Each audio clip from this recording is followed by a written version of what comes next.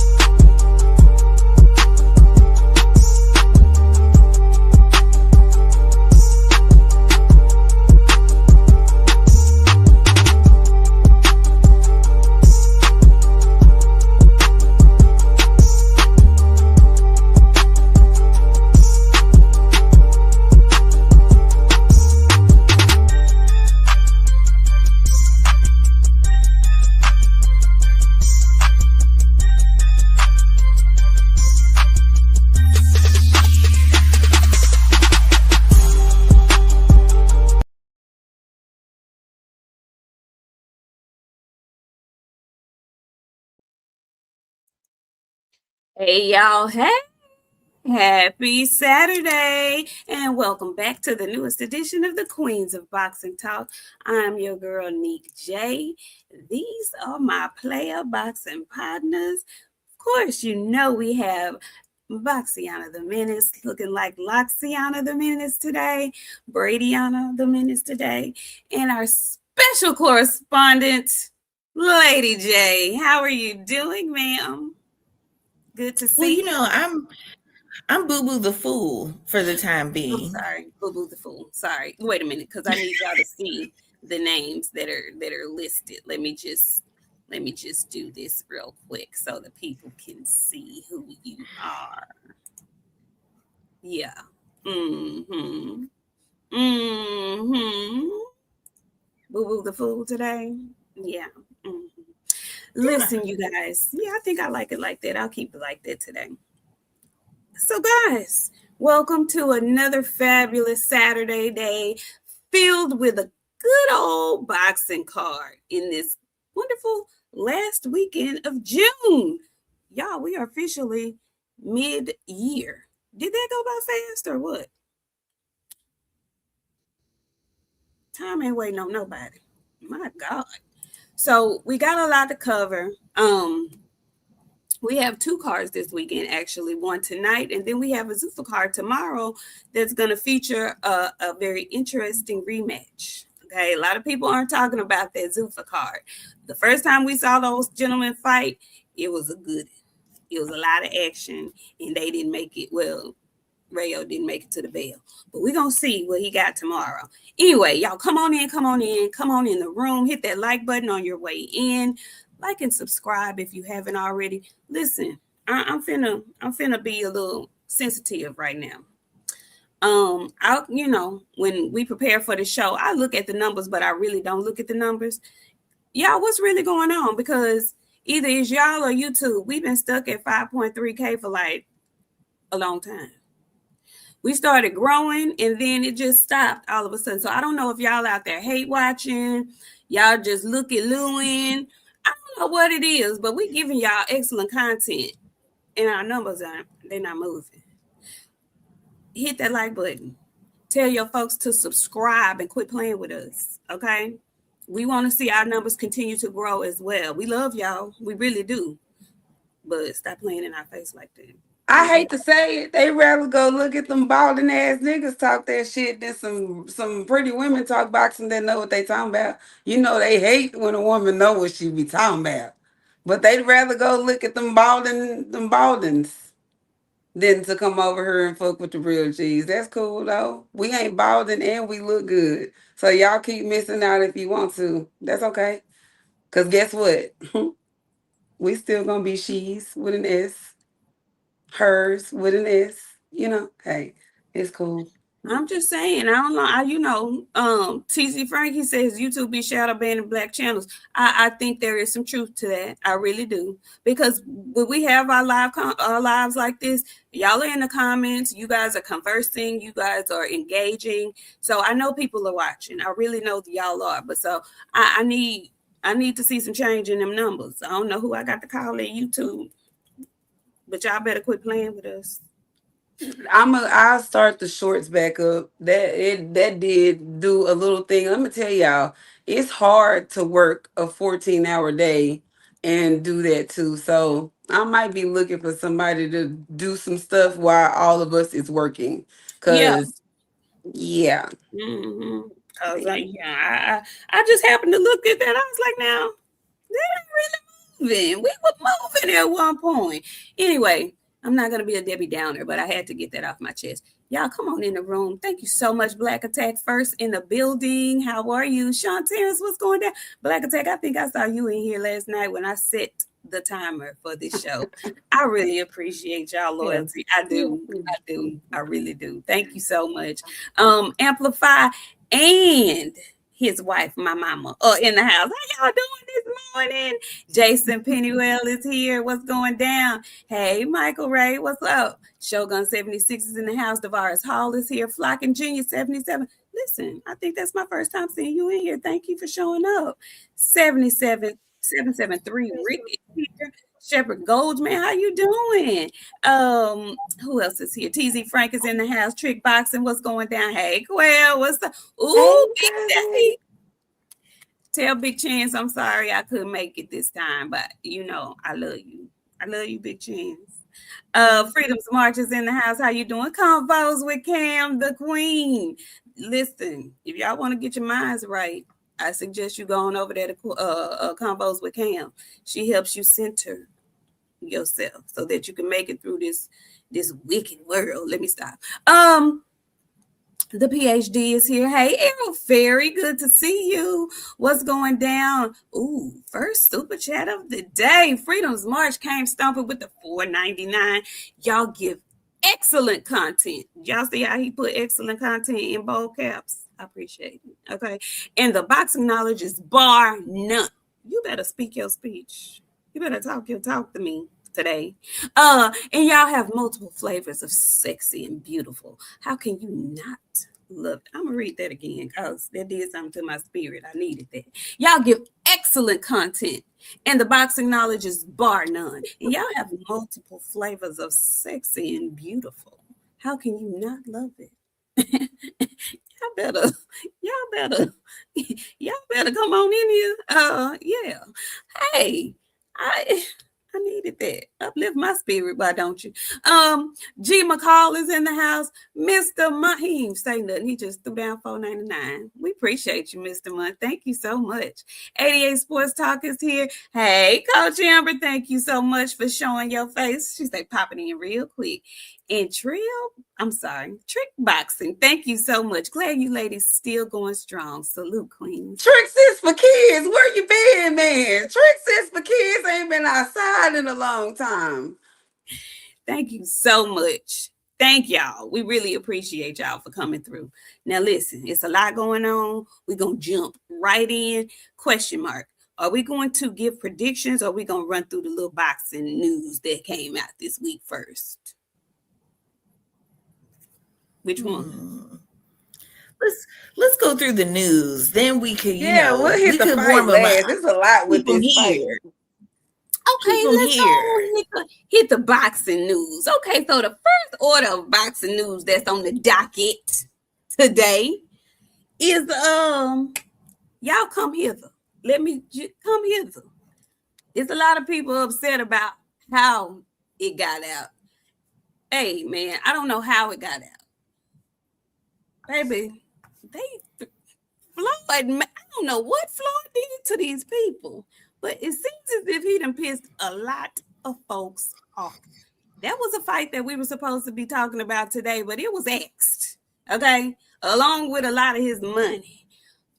But what did Floyd do to Ed? Did y'all hear the tapes? Floyd got that sickness that everybody say is going around. The broke disease. I don't know what's going on. You know what? I hate to say this, but there's a certain folk that got poor money management issues. and we get on this channel and we say a lot of things, and like y'all hate, I hate that y'all relate certain things to black culture, and I know this is a part of black culture, you guys, but like I come on here and try to tell y'all something. Raise your kids up with something. It start when they smile. Give them things so when they get money for real, they know how to act when they get it. When you grow your kids up for nothing, try to give them that poor story and shit, you know what I'm saying? He was adopted and went to foster care and all that bullshit, la da da da dee da da. This is what happens. Poor money management. They need to I feel like if you're coming into like any sport with a poor story, they should automatically make you take a money management class before they start giving you all that money. Them NIL deals, I'm glad my son actually stopped playing football because we were in that direction, and we got a call one day and they were like, yeah, he's in high school. We want to give him this amount of money to like start wearing our shit and stuff. I was like, dog, that shit illegal. Hey, yeah, how do y'all do this? But I grew my kid up so he know how to act when he gets something. To forward. Floyd, poor money management, piss poor decision making. Shitload of jewelry, shitload of cars, shitload of things that you can't really do nothing with because in some way, some form or fashion, they've depreciated. The money ain't the same that you spent on it. Them fucking Mary J. Blige boots. You're gonna have them them bitches on DSW or something. Like put them on a wholesale app to sell a Mary J. Blige boots. You're actually broke. How do you do that? And I've watched you show up to these fights with a neck full of iced tea chains. I mean, they were stacked up to his chin. He had so many on at one time, he couldn't move his neck. He was turning his shoulders like this, like Busta Rhymes. I couldn't understand it. I'm sorry, y'all. I just don't understand the poor money management. They need to make these guys go to classes. If you come into any sport, even in college, if you come from nothing, they need to make you take a money management class. That's it. Cause they are fucking off money, buying things. I seen one of these dudes get an NIL deal. Y'all, the first thing he went and bought was like a $2 million house. I was like, My nigga, my youngster, why would you go buy a home of that magnitude and you only got 8 million? That's it. And to a lot of y'all, $8 million is a lot of money. To me, $8 million is a lot of money, but it ain't when you go buy a $2 million home. I'm sorry, y'all. Go ahead. Janae, how do you feel about what's going on with Floyd Mayweather and his mismanagement of all his 1.2 billion earnings over his career? And I also want to know how you feel about what was said between Leonard and Al, allegedly. Well, y'all tried to whack me last week when I said that you could not convince me that a man who can't read made smart investments. Mm. Reading is a fundamental skill.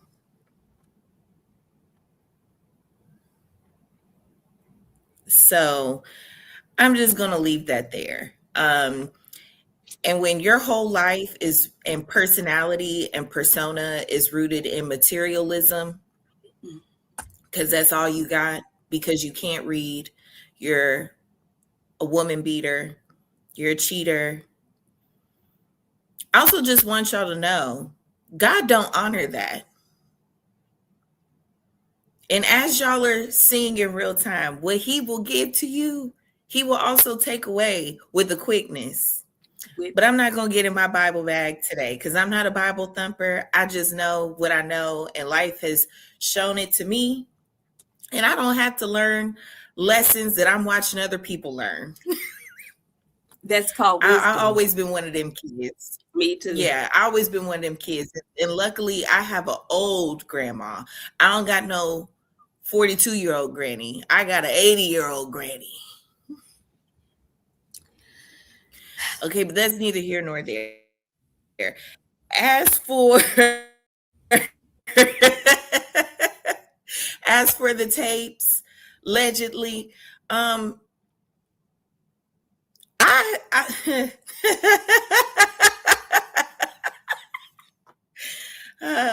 as for those tapes, ain't no love in the heart of the city, is it, Nee? None. None. Ain't no love in the heart of the city. I would not be shocked if they were real. I also wouldn't be shocked if they were fake. But I wouldn't be shocked if they were real.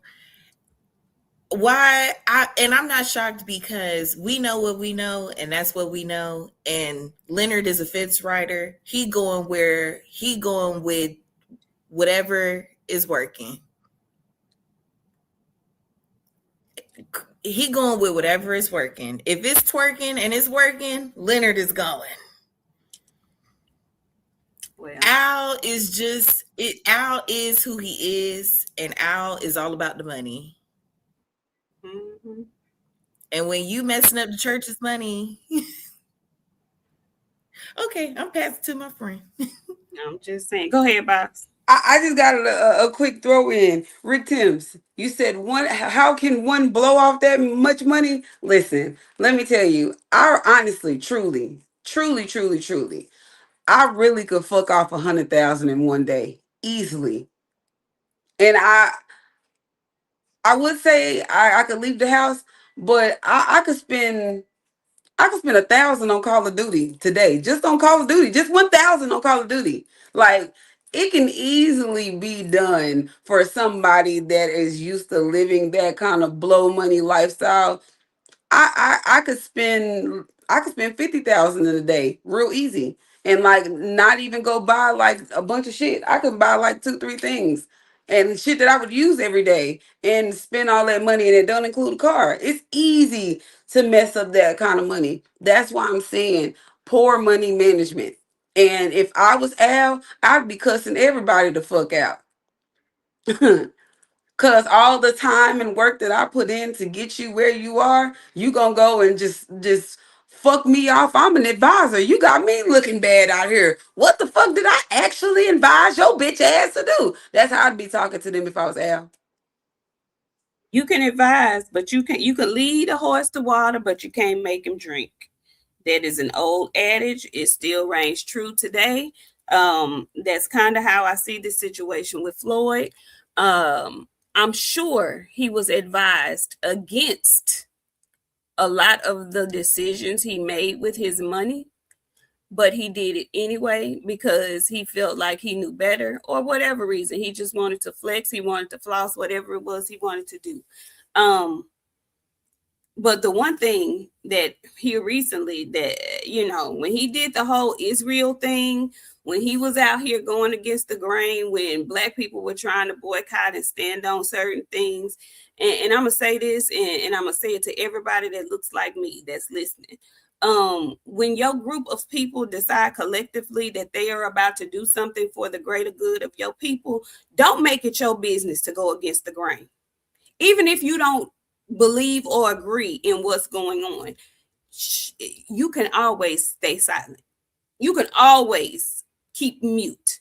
Don't make it your business to go out on public platforms and go against the grain when it's for the greater good of your folks. He's done that numerous times.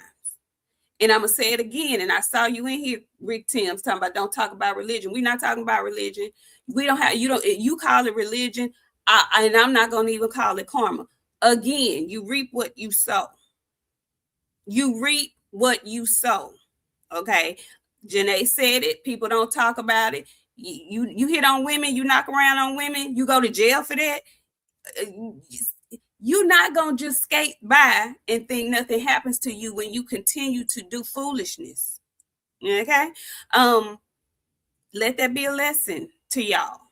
When people who are specialists in certain areas give you advice, you might want to listen, especially if you can't read. You may want to pay attention when people who know more about things than you do give you advice, you might want to listen a little bit. Go ahead, And friend. did you see what Bella said? Carmel's fight is off again. And if you notice, Carmel ain't been fighting, friend. Oh, He was on them Danny Garcia cars. Remember, Danny was throwing them cars in Philly? Carmel was there. What happened to Danny's cars in Philly? Floyd, that was Floyd's money, right? I don't know That's whose what I money. heard. I don't know whose money it was. I just know that his business and businesses are crumbling, and people who have attachments to him still are going to be collateral damage. Um, Shout out to Tank Davis for getting out of that shit. Okay. Shout out to other folks we know who were helped to get out of that shit. Okay. Um, Everything They around too him, busy losing. Shit. Losing. everything around him seems to be having issues right now. So yeah, I don't know what to say about Floyd, but what I will say about that phone call is, and I didn't hear anybody speak on it. If the phone call is a real thing, if that is the truth, if that was Al Heyman and if that was Leonard Ellerby, did y'all hear Al Heyman's speech and how he was out of breath?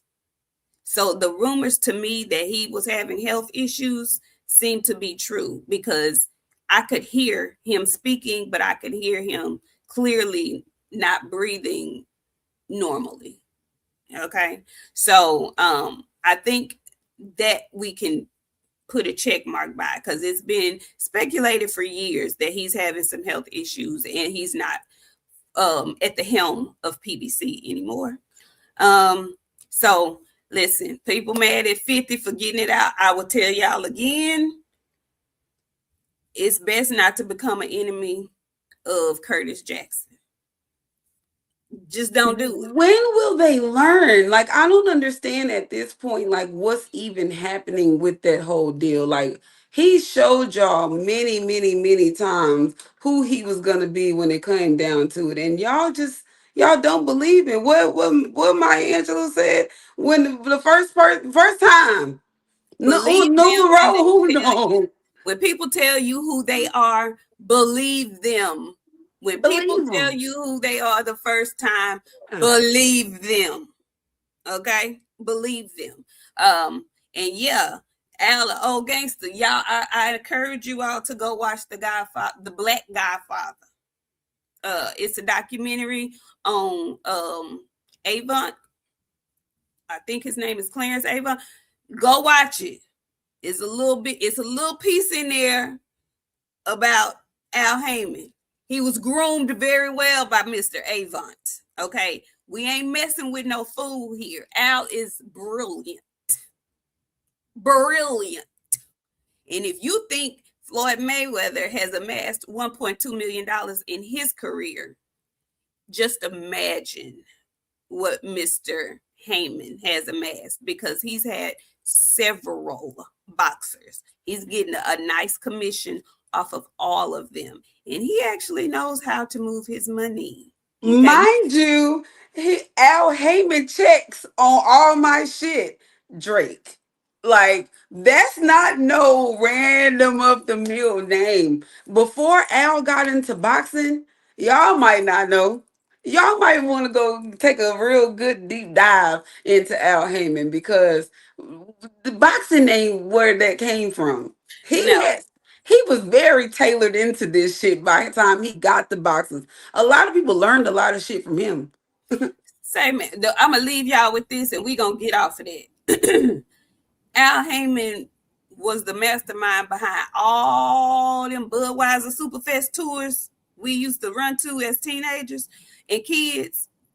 Them big old Michael Jackson bad concerts and whatnot. Summer jams. Yeah, Don't the leave summer off the summer jams. jam. All of that is Al Heyman. All of that is Al Heyman. So yeah, he got that. He got that old good. Can I just drop one? Can I just drop one little bit? And Al is not like you regular Negroes. Al went to Harvard when it was impossible for niggas to go to Harvard. They Or hate let's just those take the whole facts Michael when you. Jackson movie. That's why they hate. That's why they hate Al Heyman. Honestly, truly, if you think about, we ain't even go. I know we're gonna go, friend. I know we're gonna go. If you think about it, that's why they hate him. Cause not too many people can Yeah. say. Not did he go to Harvard? Just that he didn't just go. He graduated from that motherfucker, with and a law degree. and a law degree, y'all. He was there extra time. It wasn't just 4 years. He graduated with a law degree. Y'all, as a person that studied law, y'all don't realize how impossibly hard it is to get into Harvard, y'all, And be successful and be and graduate. successful. Harvard and the New York School of Law, they really they right there with each other, y'all. I'm just saying, yeah. When you have the ear and the attention of someone like that, I would just encourage you to listen. You hear a lot of boxers, most boxers. I've never heard, not even Floyd. I've never heard anybody associated with him say one ill word about him. Not one. They all praise him for helping them with their finances, for setting up their lives after boxing. What you have to do is listen and follow the plan. When you get too big for your britches and you don't know how to follow the plan and you branch off and you do your own thing, and your own thing, your mind, your feeble mind, when you're illiterate, you might want to listen. That's all I'm gonna say. That's all I'm gonna say. I'm gonna read these super chats and we're gonna get on back to it. Coach Amber, she says, y'all see the decision queen said KOs aren't a skill? Did she? You know, I was gonna talk about her because she got a fight coming up. She announced, she said, Clarissa is who we're talking about. Clarissa said that KOs aren't a skill. Is that her fight or is that Tasiki and them fight? Because that's how I figured out that she was fighting. Oh, okay. We're going to talk about it. Nada, thank you so much. He just said salute queens and hit us with that SEK $20 bill. Thank you. Loud Pack Bob, thank you so much for coming through with the $9.99. Y'all going to do some major things in this boxing industry. Believe that. The only way for y'all to go is up from here. Love and salute to the ladies. Thank you, Loud Pack Bob. We appreciate that so much. We really do. Woo, Mr. Monk came in here with a $19.99. He says that dude had the potential to be the biggest promoter in boxing history, but he was too busy flashing money and doing monkey shit to handle his business properly. And those are facts. Those are absolute facts. His name alone in the world of boxing was the heaviest weight.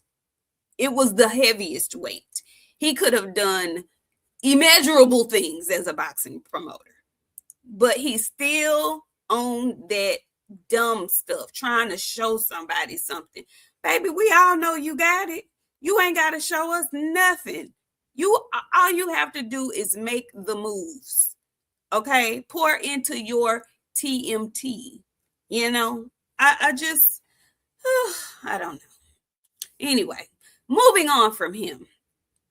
This is a good question, Errol Ferry. Boxiana, when will we see Frank again? Soon and very soon.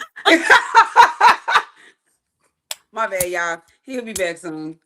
We got something in the mix up right now. Just give us. And I will say this: I was listening to a boxing panel last night, and you know, folks talk when they know a little something, and apparently somebody knew a little something because they stopped the host in his tracks. Shout out to Claymore Rain and his podcast.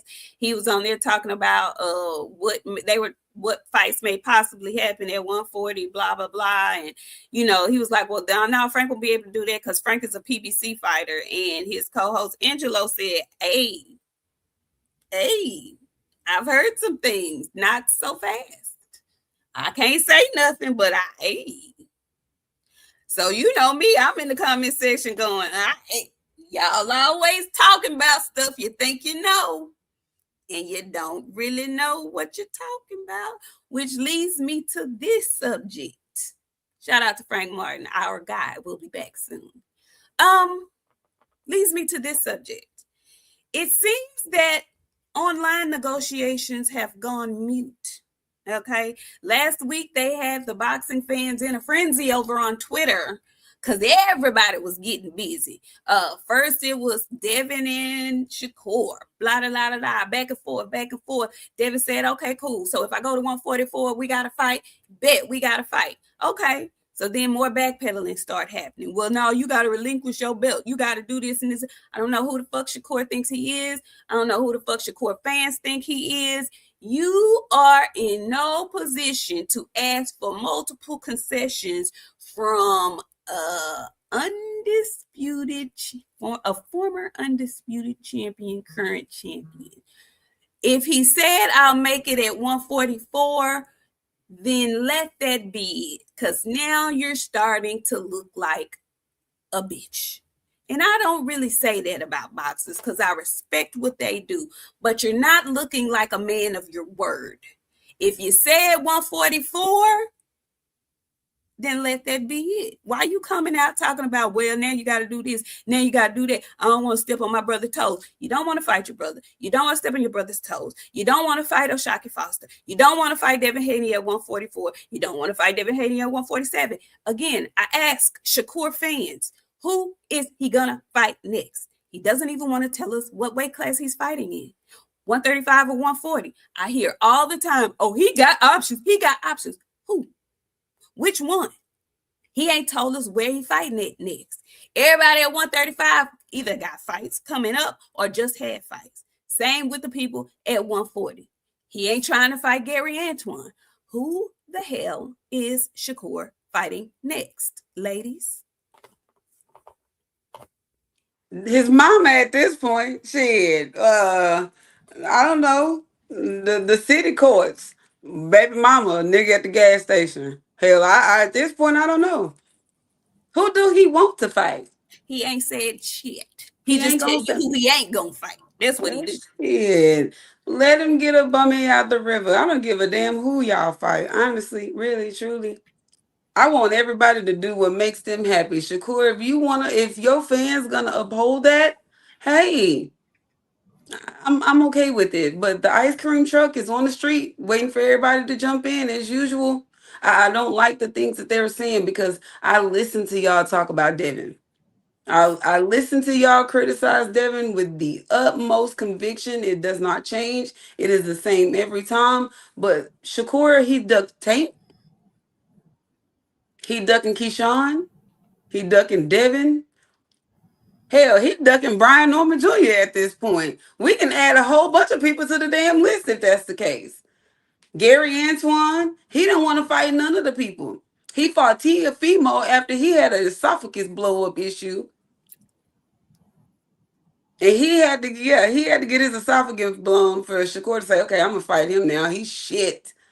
Cause we didn't saw Tiafimo in his last 4 fights and he looked like ass.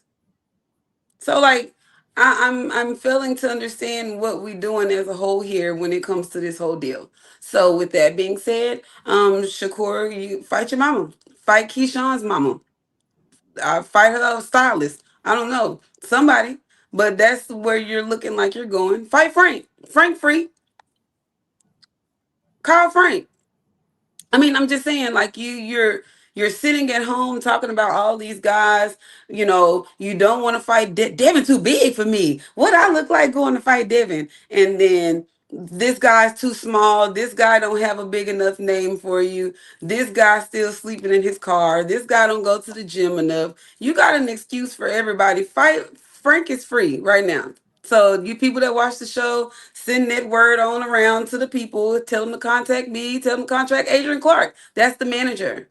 Either way, I'll get the message to them if y'all can't get it to him. I'm just saying, there's plenty of people for out there for you to mess around with, but his fans are gonna say, "Oh, he don't need to fight no Frank. He gonna whoop the fuck out of Frank." Well, let's fucking see it. Let's see it, cause he not really stopping shit. So I mean, let's see what it's gonna be at this point. You know what I'm saying? Like, what are we doing? What do you want to do, Shakur? But Frank is free. Keyshawn ain't mentioning Frank either. You know, y'all got Brian Norman Jr. on the brain, all of these names, but There's a really a free Frank Martin just out there. That's the guy y'all won't go revisit. Y'all do the negotiations. You got a bigger name than him, and now you won't revisit the shit. Cause what now? He had a tough fight with Nair. You don't want to pick him off. There ain't nothing you feel like you want to. You like vetting your competition first, cause that's what we see you do. You send your homeboys out to fight them first, or you go to their fight to watch them fight. You damn hopped up in the ring with Oshaki like you was finna dog walk Shock. Now you ain't heard of Oshaki. You ran down on Shock like you tried to run down on Devin in that fucking club, signed a contract, and there was no contract. You was happy to. Sorry. No, friend. I'm just saying. You ain't lying. What it do, boo? See, look. Frank can fight Gary Antoine. Anybody but Shakur, right? Y'all don't want to see Shakur fight nobody but the people that y'all know he can beat. Y'all knew he could beat Tiafimo. Y'all was cool with that. Oh, this is what this is a 4 King fight. Then y'all go play. Nah. We knew what was fucking up. You don't want to fight Tank. You don't want to fight Devin, the same person that y'all be running around here calling pillow fists. Maybe the pillows on the fist is knockouts. I don't know. Why do y'all not want to fuck with the young man? No. He want to fight Connor Ben. Let him fight Connor Ben. You want to fight a drug cheat?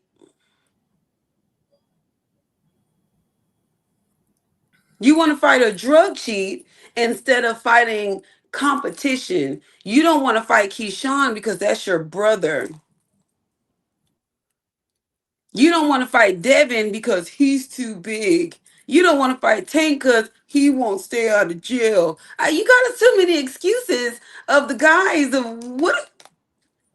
Just quit. I'll find you a job next week. I promise you I can get you a job and get you to where you're going. Janae, what do you think about this foolishness with Shakur? Well, not even with Shakur. I don't want to single him out. I just thought it was interesting that it went radio silent. So I'm hoping that the real negotiations are happening behind the scene because they're off Twitter right now. So what is your take on the whole back and forth Twitterson exchange and them being radio silent now? Usually when they go silent, then that's a good sign.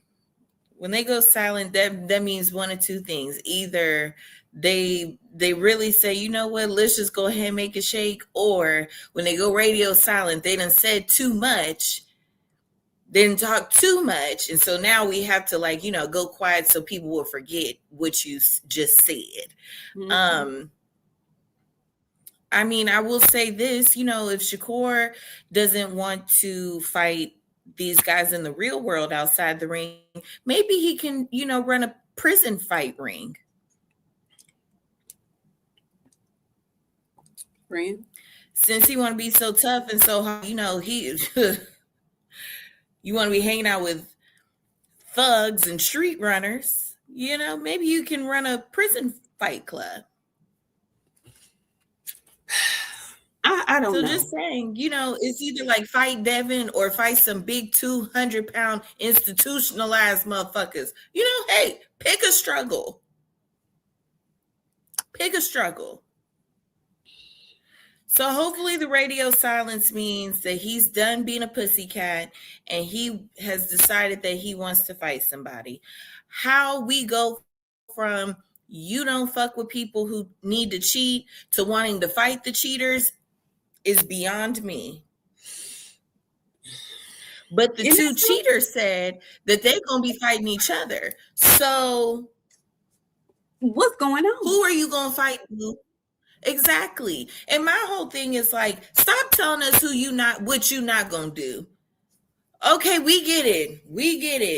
You got Jay Prince putting the battery in your back, and so you think that you run the table. So tell us who you are going to beat the fuck up then. That's really my biggest issue with him and his fans. It's his fans that don't see an issue with how he's moving. Okay, fine. You too small. Okay, you're a 135 pounder. You just went up to 140 to fight T.O. Okay, cool. When. You're a teeny, eeny, weeny baby. So you're going back down to 135 is what I surmised, because that's what you said. Yet you haven't dropped that belt at 140 yet. So now I'm looking at you sideways. But whatever. So are you waiting for Tank? Tank said he wants to fight Devin. That's the other thing. Tank's so funny. He gonna get it too. Tank's so funny. He got a little jelly roll. He got a little upset. He got a little jealous because the other boys were getting all the attention and getting the boxing world all riled up because they were potentially gonna fight. And he said, "Hey, God damn it, don't forget about me. I'm still here. I'm still here." And he said, "No, I want Devin next." And that's not what he said. He said, "I want Nose next." So, okay. Ooh, Tank has crawled from under his rock. Now, what's going on? You really want to fight Devin at 144? Because Devin said he'll go to Shakur at 144. So I'm sure he has no problems going to Tank at 144. Okay. See how that works, Shakur? If you can give it to one person at a catch weight, then you should be able to give it to the next person at a catch weight. Kind of like he was willing to fight Conor being way at 54 because you said skills pay the bills. The thing I have with him and his fans is y'all see it okay that he does that, but you don't want to say why. Say the why out loud, motherfuckers. Say the why out loud. Devin Haney is too skilled for me to go up there fucking with him like that. He's too good for me to go up there fucking with him like that. Say it all out loud. That's the thing that pisses me off with y'all. Just tell the truth and shame the devil. That's the biggest issue I have with you. It's cool for him. Y'all know what it is. Nah, we don't know what it is. Well, it's like Bud went up there to fight Canelo. Bud went to fight Canelo. He's not going to fight David Benavidez. Bud can do that because Bud has already forged a path where that is okay for him. Shakur has not. He hasn't been unified. Undisputed in any weight class that he's been in. And God bless him. He's been in 4 weight classes. He's never been undisputed in. Bud has done that 3 times. So yes, he can go up there and say he's not finna fight big ass David Benavidez. He can go up there and fight the premier 168 pounder, which is Canelo Alvarez, and take all his belts. Y'all want to be smart on one hand, but you play dumb and stupid on the other end. Miss me with that. Miss me with that bullshit. Go ahead. And let's not forget one very important trait in all of this. Bud is the illest man from Middle America, and he doesn't think that there's anybody on this planet who can fuck with him. And that's really the difference. Because if you know what type of shit you got, if you know what type of time you on, if you know you carry, it don't matter who it is.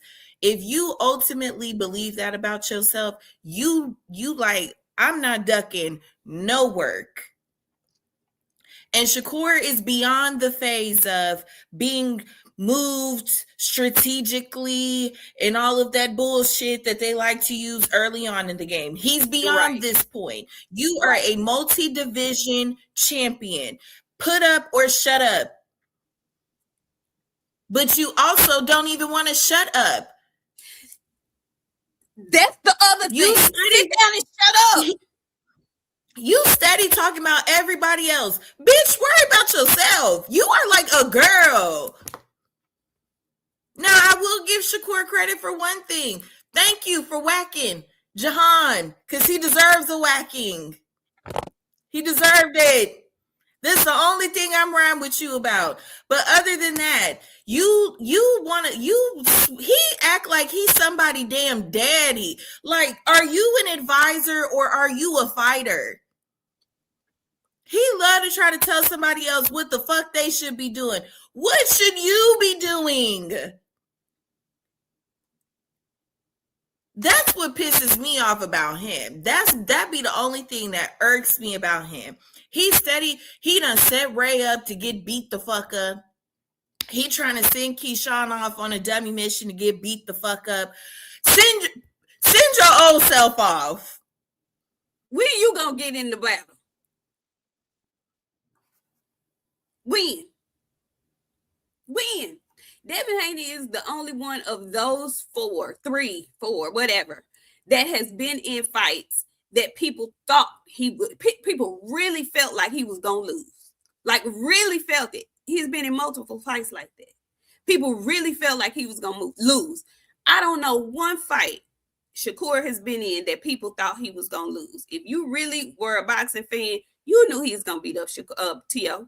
You knew he was gonna beat him up. I've never seen Shakur in a fight that he potentially was going to lose. Not even a 60-40 fight. Ever. Because they were pushing that Tiafimo shit as a 50-50, and we knew it was not a 50-50 fight at all. Not at all.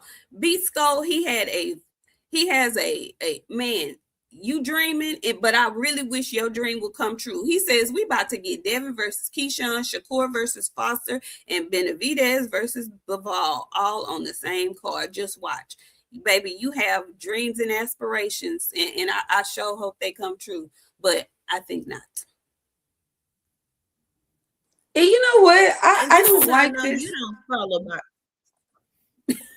Oh, sorry, friend. I was just going to say real quick, this is how I know you don't follow boxing, because Bivol is getting ready to have elbow surgery. So what? Wishful thinking, friend. Wishful thinking. I don't want to be wishful thoughtful. I want Shakur to reach out to Oshaki.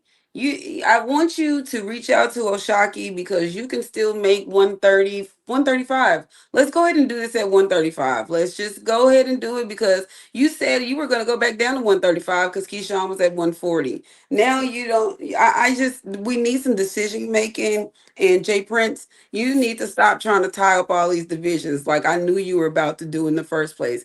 But I'm going to remind y'all of something and we can get the hell off of Shakur. Shakur can't make no fights right now, you guys. As of next week will be July the 1st. He's going to court November the 30th. He is in a severe amount of trouble. I don't know if y'all have taken the time to look into that takeoff case. Please take some time and see the shit that your fighter has gotten himself into. Because one thing about y'all do the dumbest shit for your friends. Shakur is going to keep continuing to ticker through the fight. Keyshawn's going to have a fight. Abdullah Mason's going to fight again, but Shakur can't fight. He can't fight because he decided to make a decision to drive a murderer to and from a murder. To and from a murder in his own vehicle. In his own vehicle. So that's why Shakur won't be making no fights. We can have an argument about all day long who Shakur is going to fight until November the 30th and that decision comes out because it's possibly the man can get some house arrest or jail time. Who knows at this point? But when you help facilitate a murder at this point because you drove the murderer there and home, you're in a severe amount of trouble yourself. So we can argue about all day who it is that the boy is going to fight. He's not doing shit until after November the 30th. So we're going to hear a whole lot of rigmarole back for, I want to fight you. No, I don't want to fight him. He too big. I want to fight you. No, I don't want to fight you. You got a STD. I don't know. Whatever he going to come out with his brain. This is what we're going to get until after November the 30th. So nobody going to come out and say this shit because y'all love putting the meat in the mouth. That's why we not getting none of that. Yeah, karma. Yeah, karma. Yeah. People ain't talking about that because dudes don't like to talk about jail shit, even when it's relevant to why people aren't in the ring. They so above talking about. I don't want to talk about no police stuff. I don't want to talk about no legal stuff because that ain't boxing. Yeah, it's preventing you from boxing. See, and that's the thing, Shepard Goldman. That's how I know y'all don't know shit about the law. No, he didn't do. He did do something very, very, very wrong. He don't have to have charges for shit, but he's gonna have to testify in that fucking case. And I know y'all don't know what that means. You think that don't hold up nothing? In this case, it will. He's a star. He's a star witness in the shit. They're not gonna let him fight or anything happen to him. He will be off duty until after November the 30th. If they announce something, you gonna come back and catch my apologies. I apologize to y'all if he announced something before November. But I do this for a living, and I'm telling you, no, he will not. He will not. Accomplice Shit. is the word that will probably get used. Accomplice. Facilitator. That's what I'm Facilitate. calling. You're facilitated that shit because that boy told you he got in the car with he didn't shoot that man with a little gun. You guys, it's there for y'all to read. Exactly, Coach Amber. It was him. That's exactly what he gonna do. It was him. Yeah. Mm-hmm. The severe writer, thank you so much. You got up there. You was on that panel. Let me just tell you something. You were on that panel making so much sense and pissing folks off so bad they forgot what they said. And I just appreciate you for holding it down like that. I was going to jump up there, but I said, you know what? I'm not going to do it because I'll be in here screaming at midnight. I'm going to just stay in the comments and pop my stuff in the comments. But you, sir, held it down for the rational people. And I appreciate that. He says Nik-J was in the chat giving them the business last night. LOL. I was, because I don't like silly shit. And I don't like it from people who I know better. That's the thing that pisses me off. When I hear certain people talk, I let it ride because I know they don't have no better sense. But Clay know better. He just be playing crazy sometimes. And I don't know if he be playing crazy for his show or whatnot, whatever the case may be. He be playing crazy sometimes. And the way you had him in a chokehold with that maybe and that basically, when he regurgitated it, I cried laughing because you was on his helmet. And you did it so respectfully. So shout out to you, the severe one. I really appreciate how you got busy last night on that panel. So yeah, we can move on from that. But I just, nobody ever brings up the fact that he's gonna be smack dab in the middle of a murder case. He's an intricate detail in that murder case of Young Takeoff. So he's doing all this yapping, knowing he can't really do very much until that's over with. Just, So yeah, him and the other little light bright, y'all love to call folks light bright. His homeboy love to call other folks light brights and shit. The other two light brights are kind of mingled up in some court proceedings right now. The one y'all like to call Big Nose, he out here trying to make it pop and happen.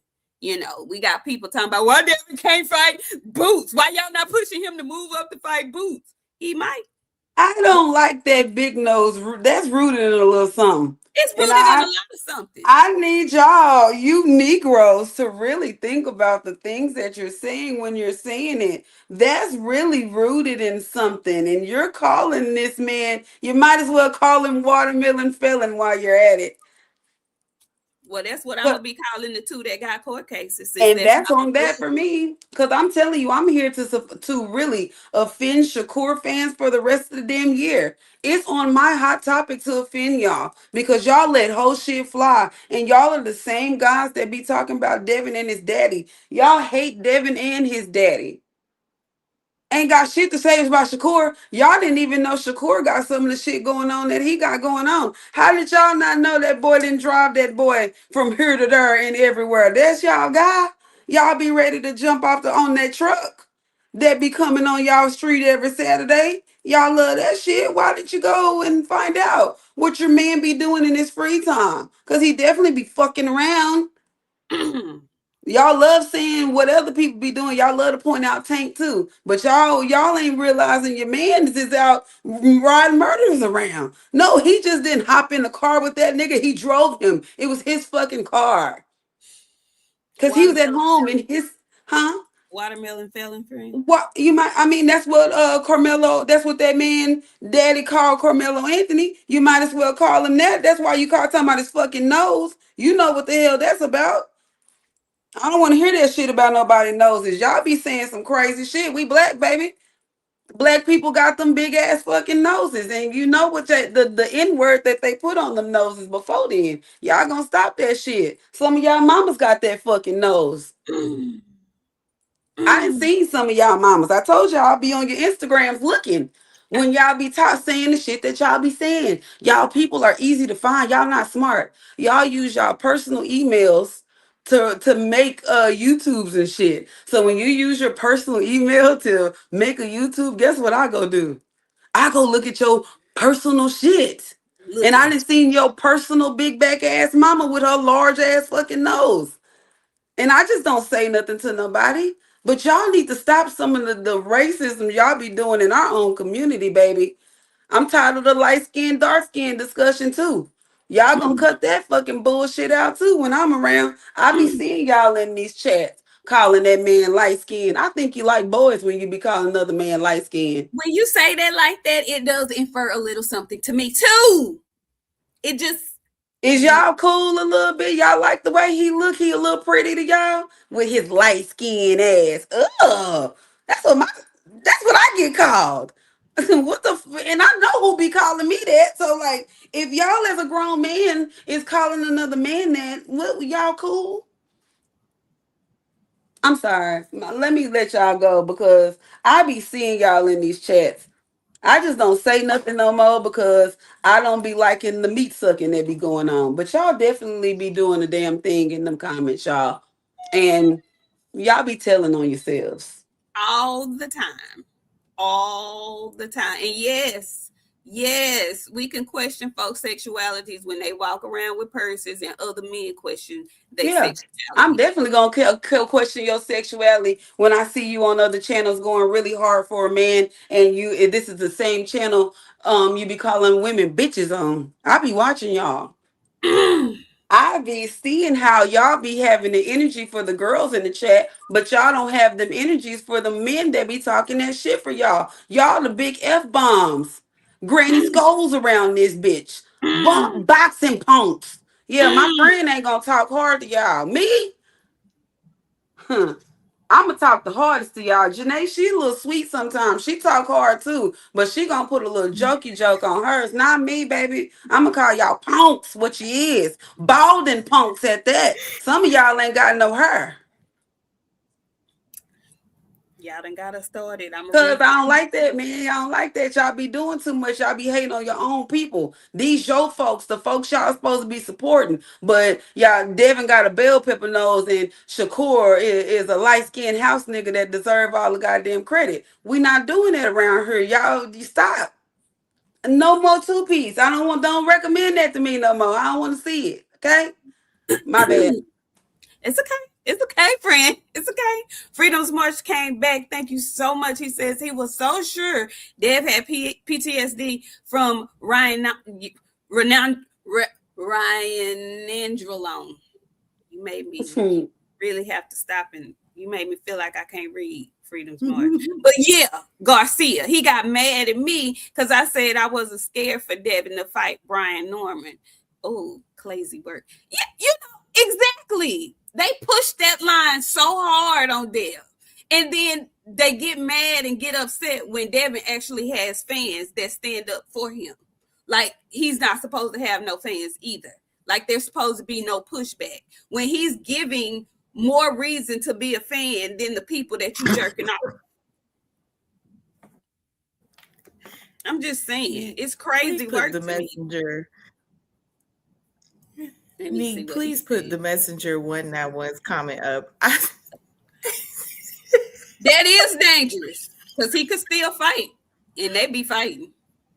Let me tell y'all, see, y'all be slipping on shit. That's why I have no problem with gay men boxing. Cause I'm gonna tell you what, you gonna get hit with this right here. If you ain't got a gay cousin and y'all ain't been play fighting, they didn't accidentally hit you with this right here, you ain't never known what nobody talking about. Get hit with this right here and see how it won't change your whole mind frame about everything. Getting hit right here will literally clear your whole entire thoughts. Getting hit like this is the equivalent of your mama whooping you after working a 12-hour shift and you didn't take the chicken out of the freezer. So now she got to go buy y'all something to eat. That's the equivalent of getting hit with this.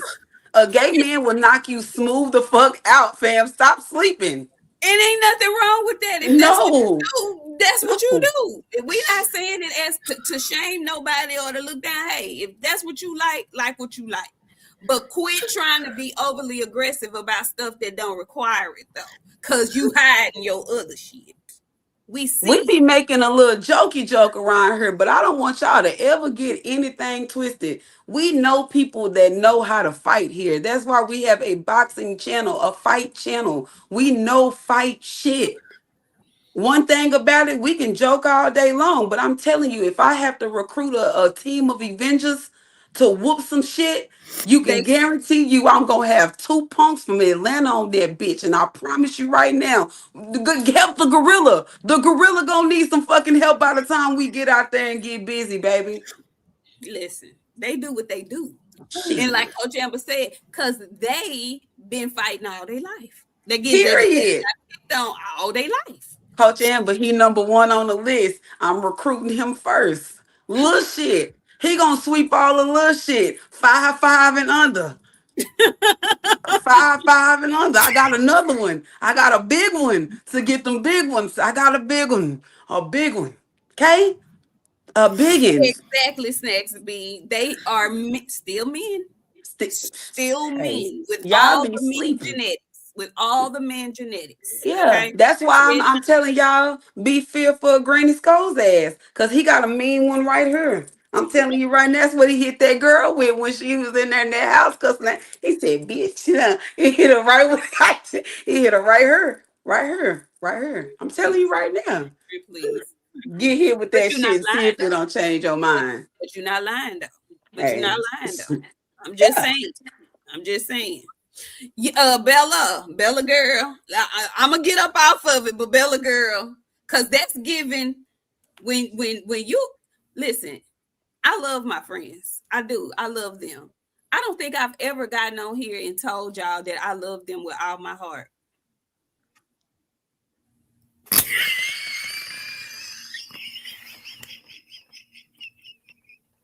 Now wait a minute now. I love my friends with all my heart, but my heart different. I don't mean that like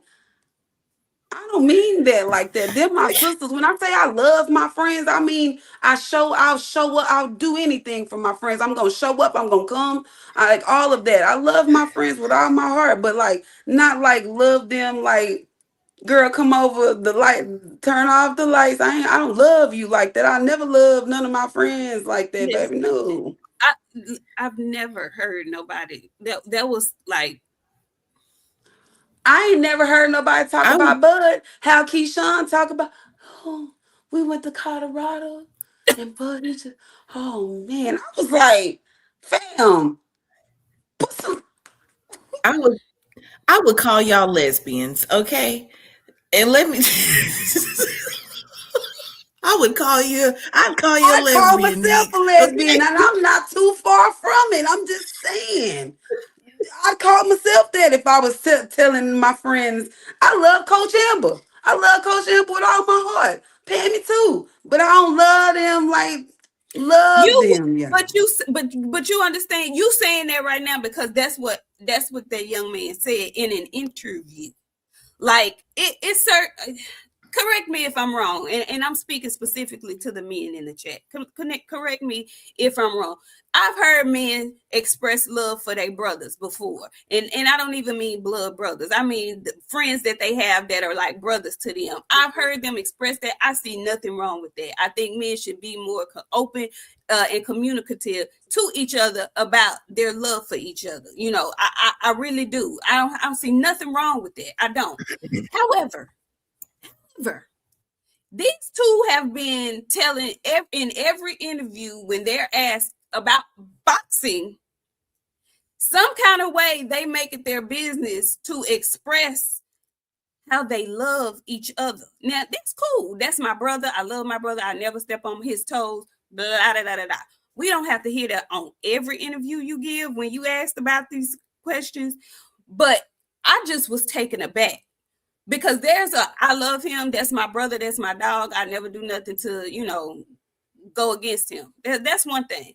But for you to sit up, I never heard him say this about his mama or his real blood siblings. I love Keyshawn with all my heart.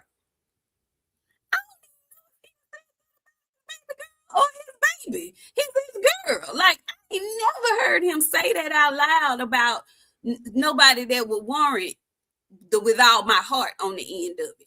That just took me aback a little bit. I don't know about y'all, but it made my eyebrow raise up a little bit. I heard the Drew Hill song when he said, I love you. I was like, my God. I, honestly, though, and don't get me wrong, because we have a really hard, like, we have a habit of taking male things and making it weird. I don't want y'all to think that I don't find it okay for men to be expressive with their friends. I know he ain't for a reason. A lot of them ain't married yet for a reason. If they have a bunch of girlfriends in it for a reason. Anyways, we're not going there because that's gonna do on my channel. Yeah, I think it's okay for you to be expressive with your friends. Now, where my line gets drawn is when you're talking about them and like the starry eyes and heart eyes, it's obvious. It's there for you to literally see. I don't like when it started traveling over into that because that's no longer your brother. That's your man, but you ain't telling everybody. And there's a lot of DL people. For real, for real. There's a lot of DL men in the world. And when you start crossing over, like, it's cool to see your boy every now and then, dap him up, hug him up. If you ain't seen him in a while, they hug every time they see each other. Like before they leave, they leave with a hug every time they see each other. There's no convincing of otherwise. And like to me, that's where like the lines start getting a little confused. When Keyshawn started talking about them, he have hard eyes. His friends don't see it, but we see it. Just saying, we see y'all, we hear y'all. Yeah. Mr. Munn, thank you so much. He came back with another $9.99. He says, Shakur lost a close fight in the Olympics and it traumatized the boy. So being in potentially close fights scares him, scares that dude shitless. That's why he's so hesitant, in my opinion. You know what, Mr. Munn? I didn't even think about that. You really might be on to something because we saw how it affected him when he lost that fight. We saw it. We saw it. Now, we saw what it did to Floyd. Floyd cried too when he lost in the Olympics. But when he turned pro, he turned pro and he was at 135 hurting folks badly. Okay. And for a large portion of the front end of his career, he was always in a good 50-50 fight or a good fight that fans thought he was going to potentially lose. You are absolutely right, Mr. Munn. That may have traumatized him into not ever wanting to be in a close fight again and doing everything he possibly can to prevent it from happening. So we'll see, but I don't think we're going to see till after that trial is over with. Don't forget that while y'all in these chats talking to these people who are giving you every excuse for why Shakur don't have to do this because he got so many options, don't let them forget that his options are limited right now because he got a case that he got to testify in. Okay, when y'all go into these other chats and they in the back of their truck or they got they milk out, remind them that he has a case pending, not necessarily on him, but one that he's going to have to be a crucial witness to. So there's that. Anyway, moving right along, not moving along, but moving right along. I'm going to stick here and I'm going to go Tank. So the WBA has decided to yet again place Tank Davis on recess, which opens up a possibility or which opens up the championship fight between Floyd Schofield and Body. Have they set a date for that yet? No. I hadn't seen one. Janae, shit, you just sitting there. Maybe it's me. I feel like I'm moved or something. Go ahead, friend. Janae, have they set a date for that? No, I think yesterday they've just said that that's what they're going to order. So, they have to give the promoter time to get the date and all of that. And then if they don't, they'll get a purse bid. Because one thing we do know is Auntie is a little scary. They might not, we got to see if they even decide they want to fight for the mandatory. Well, they've been talking about body for a while, so I'm gonna say they're gonna go ahead and accept that if it's actually called. You know what? That is true, Nick. After he beat H2O, they have been so yeah. So maybe we will get it. But I am so glad that they grew. I, Gilberto, I don't mean this, but I do. I'm glad you grew a pair of balls and told Tank you're the champion in recess. Let's get some action moving. Let's get it. Let's get some action. Right, because Tank fans love to say how somebody else is holding up the division and they need to do this and they need to move on and you can't hold up the division. Why y'all not giving that same feedback for Tank? He's holding up the division. He's not fighting his rematch with Lamont Roach. Lamont Roach finna done had what 2-3 fights since he beat Tank. And Tank has not had one yet he's still holding the belt. So shout out to them for finally. I hope they stick with it this time and give other fighters in that division and in that sanctioning body an opportunity to fight for their championship. Because, like, what the hell? What the hell? And sticking with Tank again. How y'all feel about him with Jose Benavidez Sr.? That was the biggest news, Tank news for me. Tank has unofficially switched trainers. Okay, Calvin and Kenny will not be his new trainers. Kevin Cunningham is not his new trainer. It looks like the cantankerous one has taken his talents to Arizona to train with Jose Benavidez Sr. alongside the monster, my favorite, David Benavidez. How y'all feel about that?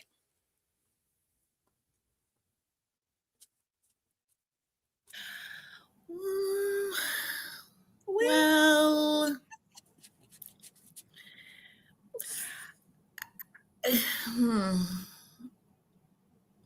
I'm not mad at it. Mm-hmm.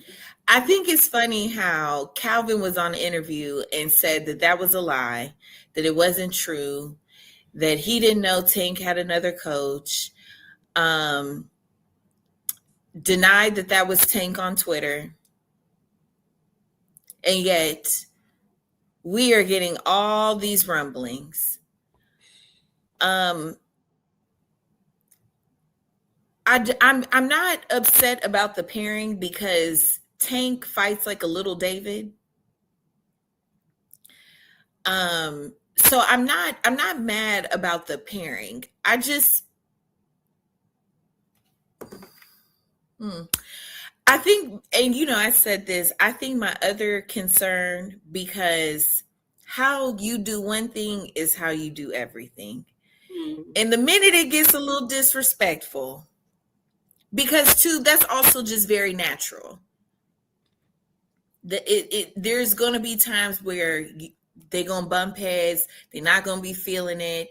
It's a brand new situation. So my concern is just the first time it gets disrespectful, how that is going to go or be handled, because he's used to getting away with that shit with Calvin and Kenny. This is a whole nother program. And Senior got sons. He don't got daughters. He got sons that also fight. And one has been shot. So, I hope that they don't jump on his ass the first time he get a little mouthy with Senior,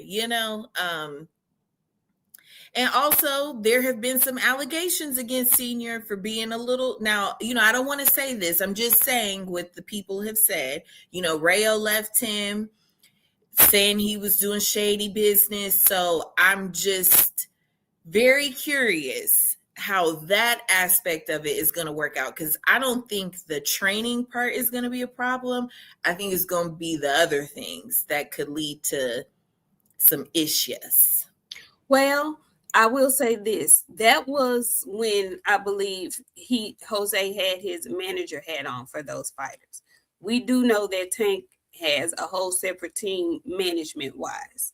So I'm assuming that going to Senior is just going to Senior for training. and not the management. Because the rumblings that we heard, the negative rumblings that we had heard about Senior, had more so to do with his management than his training. Box, how you feel about it? I low key, I'm excited to see it. I think if it's to a situation where Calvin lost control of his son and he couldn't reel him back in, and he needs to go somewhere where he can get some discipline. He needs somebody to beat his ass on a daily basis. He is a silver tooth child. Silver tooth children need to be whooped once a week. If your kid got silver teeth and they bad, whoop them once a week. And you didn't hear that from me. And I'm just telling you, you need to whoop them for no reason. Whoop them because the sun is out. Whoop them because it got dark outside. Whoop them because you came home from work and there was a piece of paper on the floor. I don't give a damn what your reasons are, but if they got silver teeth in their mouth, whoop them because they are bad. He needs somebody to whoop him daily. I'm pretty sure that it will work out in his favor because a lot of these boxers have to live on a, what do I call it when I'm using this word? They need like a I ain't gonna tell y'all what I say to that person, but you need a babysitter at all times. You need somebody to wake you up in the morning, tell you what time you need to start your day, tell you what time you need to eat, ask you if you had anything to eat today. You got to have somebody doing that to you 24/7. So I think that this is going to go fantastic. I think Jose is not gonna let that shit fly. I think David is also not gonna let that shit fly because they got daddies. Like they not gonna let you go in there and disrespect their daddy. They bigger than you. You 5'2", 135 pounds. They'll beat your ass for real. So you know what I'm saying. I think this is going to work out in his favor. Silver tooth children need a hard person in their life. So it is past time for him to have somebody who's going to make him take accountability for his action. You don't want to train. You're going to be accountable for this. But Senior gonna tell him the shit that needs to be heard. I know that about Senior. We didn't spend too much time with that man not to know what he expects. You know what I'm saying? So like I'm more than sure that the Benavidezes with an S are more than capable of beating a silver tooth child into the person that he needs to be because he needs that. Coach Amber, I'll take that. Warden. I'll take that. I'll take that. Yes, thank y'all so much for coming through. I see all of y'all coming through. But I have to agree with what you said, with what Janae said. I happen to like this move for him. Now, granted, I am very partial to Jose Benavidez Sr. He is one of my favorites. When we're out and about and moving, he is one of my favorite people. He's so nice. He's so approachable. But you can tell he is very no nonsense like myself. And I saw a couple of people. Is it DNC? Is that your name? Speaking on he felt like this, yeah, DNC 402. he had a little funny. He made a little funny. Senior let David do cocaine and still be undefeated champion. So it looks like a party in Arizona. So yeah, it's no secret that the younger David Benavidez and the younger Junior, they had issues when they were younger. They were some bad silver tooth kids. They were bad. They was bad. Do you hear me? They was bad, getting into all kind of trouble, stuff they ain't had no business doing. Yet we're still able to be successful in that boxing ring. And with his tutelage under his thumb, it looks like they have finally turned themselves around and are on the straight and narrow. They also didn't go to jail. That's the big difference that we're leaving out. Yes, they did dumb nigga shit. But the difference between that and the silver tooth theory, his ass won't stay out of jail. It's like he likes it in there. All of his friends are in jail. They in there having parties and shit. They got cell phones. Everything they want to do besides be free is in jail. They didn't learn how to make cookies, cakes, pies, sweets. You ain't missing shit in jail. You ain't even missing a girl. They didn't learn how to dress some of the boys up as girls. So you know what I'm saying? Like you're not missing anything really when you go to jail. I'm sorry. I'm telling y'all what jailhouse should do. That's just what that is. DNC, that see, you don't make me cuss at you because Gus, you know no, you knew, ain't got to. Let me see what he said. you knew here. You knew, and I know we be joking, so maybe you're joking, but right now There's a I'm little not laugh joking. emoji on it. Yeah, Okay. right now I'm not joking because it's a serious matter. It really is. Tank stays in too much trouble to be as good as he is in that boxing ring, and he's too old to still be getting in that same kind of trouble. So I'm not laughing about this. I really do think it's a good move for him because he himself said Calvin and Kenny, they want to be celebrities basically, and they have lost what it was that he was craving when he was with them. He's grown now, but he still does young dumb stuff. He needs a structured environment. And I know Jose runs his program structured, and it's not for everybody. If you can't deal with tough discipline, that's probably not the place for you. But some boxers need tough discipline, and I believe Tank is one of them. His style of fighting is conducive to what Jose does there. He can do anything. Tank can do anything he want to do in that boxing ring, but he likes to be on the offense. When he's on the offense, that's when he's most dangerous. Same thing with David Benavidez. So I think him being in the gym with them is a really positive thing.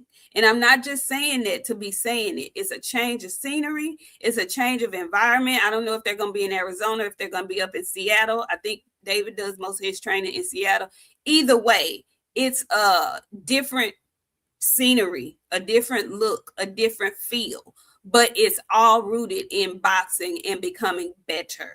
And I don't care what y'all say. Y'all can talk all day about what happened, the Cocaine Chronicles, Junior getting shot in the leg.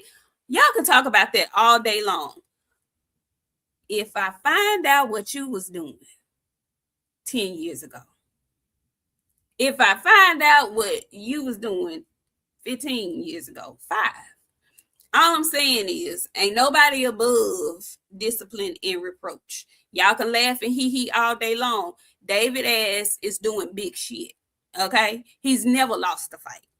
Okay. He's got a woman and children that he adores. Now he's probably said that about his woman out loud. I love her with all my heart. You know what I'm saying? He got a mama that he loves. He got a woman that he loves. Okay. And I don't think they take lightly folks putting their hands on women. So you need to be in an environment of men that are not talking the talk, but showing you the right way and showing that you can change your life. Because you can change your life. You don't have to stay being who you were. That's y'all's problem. Y'all like to remind people of the shit they used to do. If I've moved on from that, listen, if I knew you 5 years ago and I haven't talked to you since, you really don't know me because I'm a whole different person, honey. I'm a whole different person. And that's the beauty of life. You can always wake up and choose to do better and live better. So I really want this to work for Tank. I know y'all think we don't like him, or me personally don't like him. I really want this to work for him. I really want this to work for him. And I want it to change his mindset because he needs a change of mindset. He really does. So I wish him well over there. I'm going to just say that. I wish him well. Anything else y'all want to add to that before we move on? No? Okay. Well, let's get on down to the good stuff. Get down to the good stuff. So we got a big fight tonight, baby, up in New York at the Barclays Center. And we've got to get some predictions.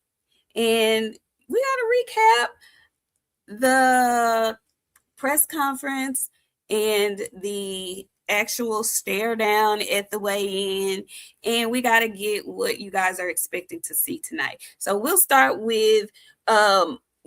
Ben Whitaker, who is making his debut here in the good old US of A.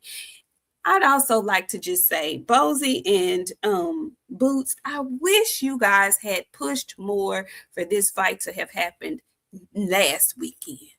We could have been celebrating what I think is going to be your breakout on Juneteenth weekend, but I digress. Anyway, ladies, ladies. How do y'all feel about Mr. Ben Whitaker and his attitude in the press conference over here in the US for the first time? What y'all think about Ben? Ben has grown up. He has, I don't know what happened ever since he had that fight where he quit. He has really taken a different approach. And so it's nice to see, because he used to be up there playing in people's faces. And not that I'm against the playing in the face, right? But it's like, it was like a lot of playing. Like, you don't even take this serious. And I feel like since that fight where they fell out of the ring and he had to go because his ankle and he couldn't finish, he is really tightened up. It's never been about the lack of skill, because he definitely has skills to pay the bills. So it's just really nice to see him more focused, it seems like, and mature. So I'm all for it. I do think he's in for a good fight. I don't see this being like a first or second round knockout type of thing. I think that they're going to rumble a little bit, because Rodriguez has, I want to say 22 or 23 fights under his belt. So I think he'll get some good rounds in, but I do think that he will be the winner this evening. Okay. Box, how you feel about Ben Whitaker? His debut at the... I don't like it. I don't like him. I don't like his rigmaroles.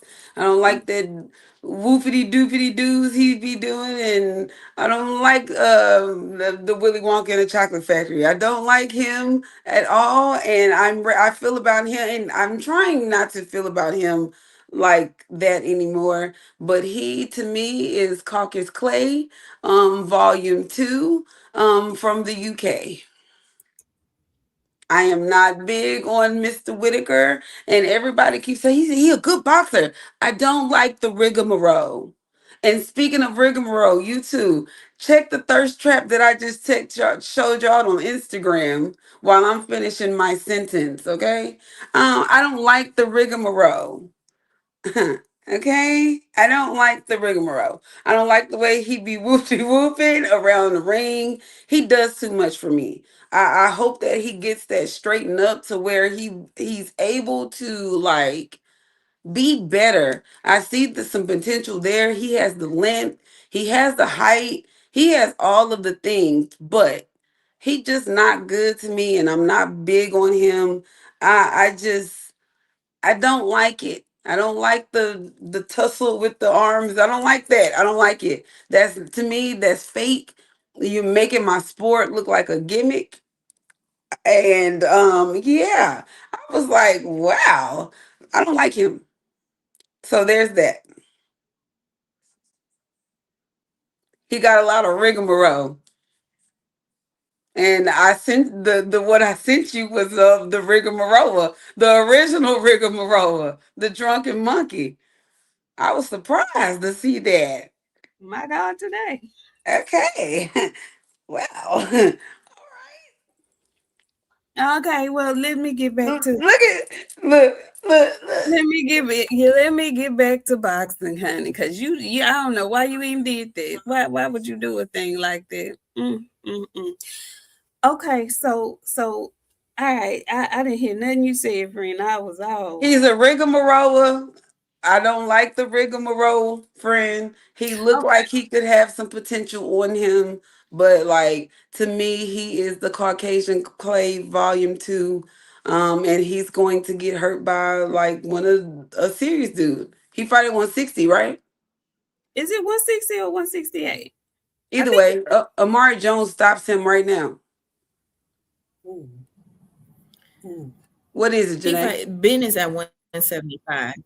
Oh, he's at 175. Okay. Oh, well, even still, he gets stopped by a a plethora of dudes. He gets stopped by a plethora. Come on, vocabulary. I gotta get out here and act stupid for these people. All right, before I get on to it, Flashy Boy, thank you so much. He says August 15th, we in the building. Pre-sale code ATL for tickets. Okay, all right, Flashy Boy, supporting Clarissa Shields. Tasiki. He's supporting Tasiki. Get your ass in there to tell Tasiki them fight coming up. That's what the fight is. It's Tasiki them. Damn. Ain't nobody heard about Clarissa shit or her opponent that's 1-0. Hell, at this point, I'm gonna be her next opponent for real, for real. Cause I got a little secret to tell y'all at the end of the show. My friend Flashy is so Boy. mad about it. Look at her face. I ain't mad. I ain't mad. Flashy Boy, thank you so much. He came back. He says, true, Neat. I just think Tank doesn't love boxing. He just used it to get out. But now he has no choice but to box because the bad choices outside the ring. And you might be right about that. However, that means he needs it. And if you need something, you fight real hard. And you gonna fight real hard. If the money is what you need, you gonna make the fights that the people want to see, because those are the fights that are going to bring you the most money. Okay, the ones that the people want to see, they're gonna bring him the most money. Okay, so yeah, I don't know if he's gonna be in Arizona or Seattle, Bella. I'm not sure. However, Ben Whitaker. Okay, I was not a fan of Ben and all his antics. He used to get on my nerves. He seems like the biggest cornball in the world. Like, a lot of people are socially awkward, especially in boxing. If you listen to boxers talk, they tell you how boxing is a lonely sport. They're in the gym a lot of the times by themselves. So they are kind of socially awkward, a lot of them. Or they just don't like people. Ben seems to be the guy that tries too hard. You've been around a group of people and it's one person that tries too hard to be funny or too hard to be liked. That seems like Ben to me. But to his credit, I don't know if the conversation with Bud is what did it for him. In his press conference over here, he seemed way more relaxed, way more subdued, way more under control. Not, just doing too much, saying too much. He seems like he's focused, and I'm sure he and Eddie have had the conversation about coming to America and not laying an egg. Okay, Eddie right now, his boxing matches against the U.S. Promoters, it hasn't gone well, especially with Top Rank. So he needs big wins from his guys tonight. Okay. The last time he brought a black prospect over here from the UK, it didn't go well. Okay. And I love Anthony Joshua, but Ruiz did him bad in New York. So I'm sure he doesn't want that same fate for Ben Whitaker. And so with that, Whitaker, with all his antics, he's a very gifted fighter. He was a silver medalist in the Olympics. I think he does well in this fight. I got him stopping old boy in round 6 or 7. That's what I have. So we'll move on from that. What's up, my brethren? Came through and threw down $20 on the floor. He said, salute to the queens, and Nick out here doing her Angela Bassett. Thank you so much, 7-8. I appreciate that a lot. Thank you. As soon as I got an email from the producer about viewing the film that I was in. As soon as I know, I will let you guys know. I'll put the link in the community on the page, and I'll definitely put all the information when we do a live chat. But she's gonna make it accessible, and when she does, I'll let you guys know.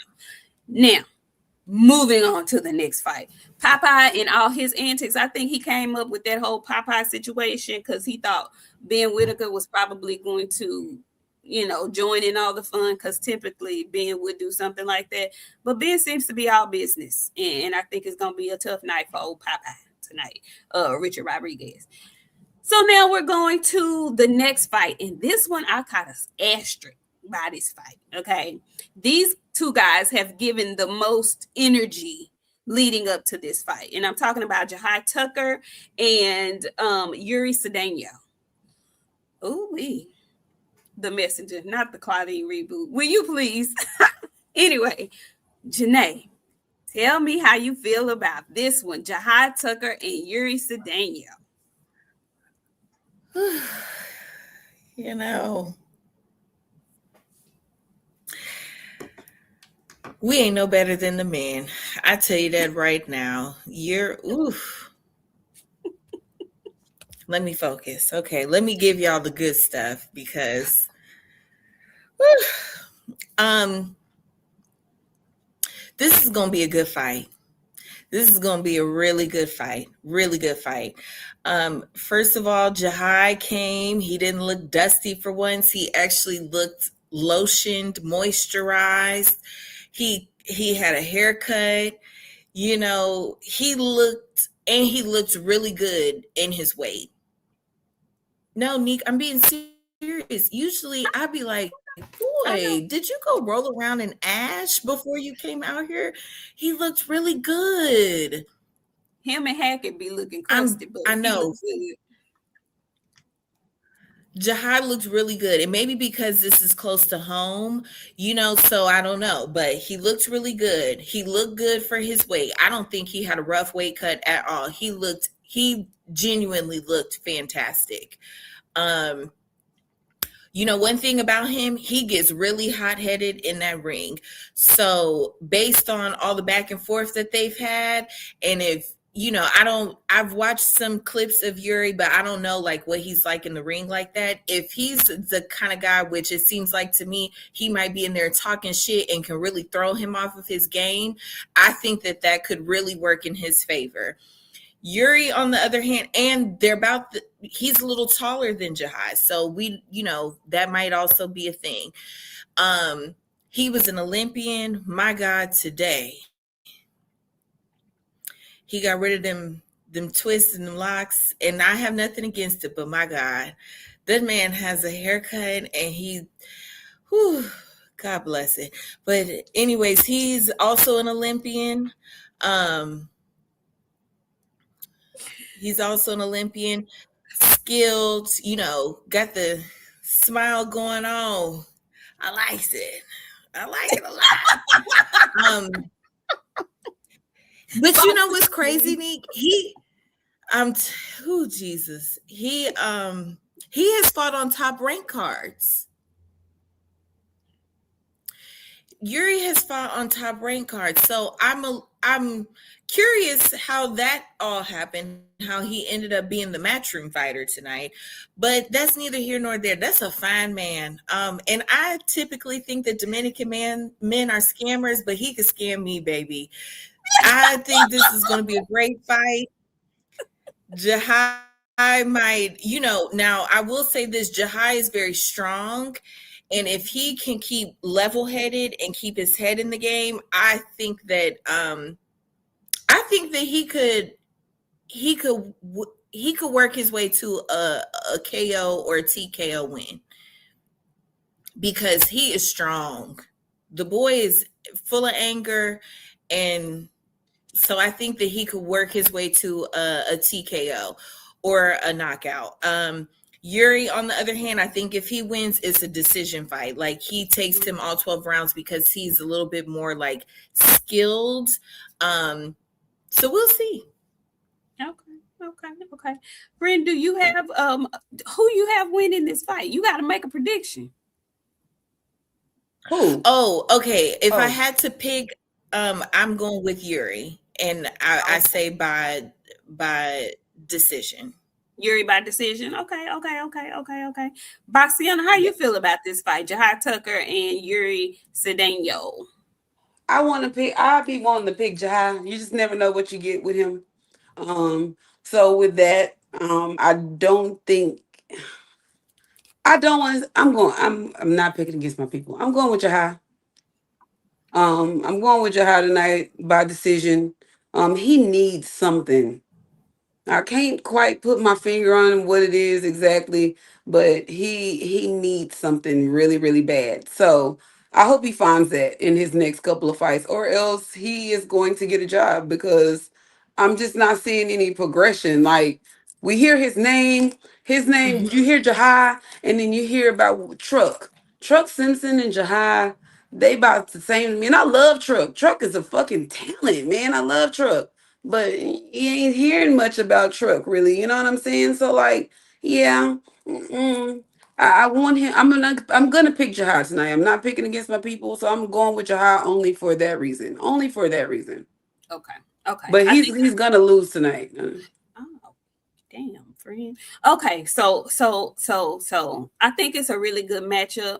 I tend to agree with you when you say he's missing something. I'm not quite sure what it is. Jahai is another boxer that is trained by his father, so I don't know if that has run its course yet, or if they need to maybe bring somebody in to just give another look, another voice.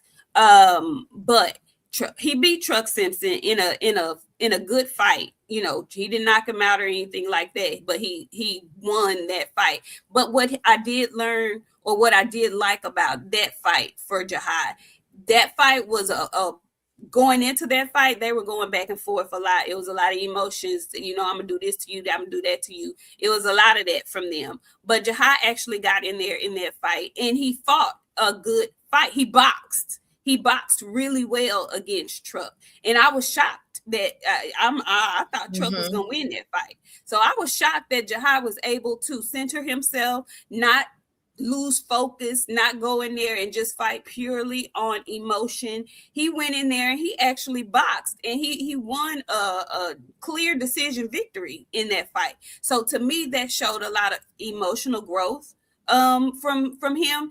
We haven't seen him knock anybody out in a while, so I think that's why we're like, what you gonna do, Jahai? You know, how you gonna get to the next level? He's thinking he's ready for a title shot. And again, 160 is kind of wide open. So he very well may get a title shot if he wins tonight. But Cedeno has a cool, quiet confidence about him that's kind of scary a little bit, because it feels like Jahai is picking at him, want to go back and forth with him, And now there's a language barrier, so I ain't sure exactly what Cedeno is saying to him, but I feel like he talking cash money shit to him in Spanish. And I'm eager to see how this is going to go tonight, because neither one of them, I think, is going to back down.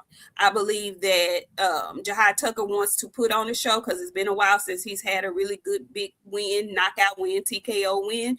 So I think he's feeling the pressure to do something exciting tonight, you know.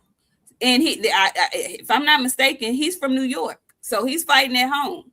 So I think that's going to be big for him too. I want him to stay focused, keep his mind on the business at hand, and I think he can come out with a really good victory, but it's not going to be easy, because Cedeno can fight. And he's a big puncher, and Jahai gets hit. Okay, the loss that he has was against one of them Eastern Europeans. He was in there rumbling with that man. Box, baby. Okay, box tonight. Rumble when you have to, but box tonight. I'm going with Jahai. All right, I'm going with Jahai. Me too, Erico, by split decision. I think it's going to be a good fight, but I'm rolling with Jahai Tucker tonight. Okay, so we're going to move on to the co-main event of the evening. One of my favorite up-and-comers. He was the prospect of the year last year, I believe. Emiliano Vargas. Okay, listen, Emiliano Vargas has been doing his rounds, his media rounds, because he's fighting tonight. And I just have to say, you know, bravo to his daddy, who paved the way for his sons to have this career. They chose boxing as well.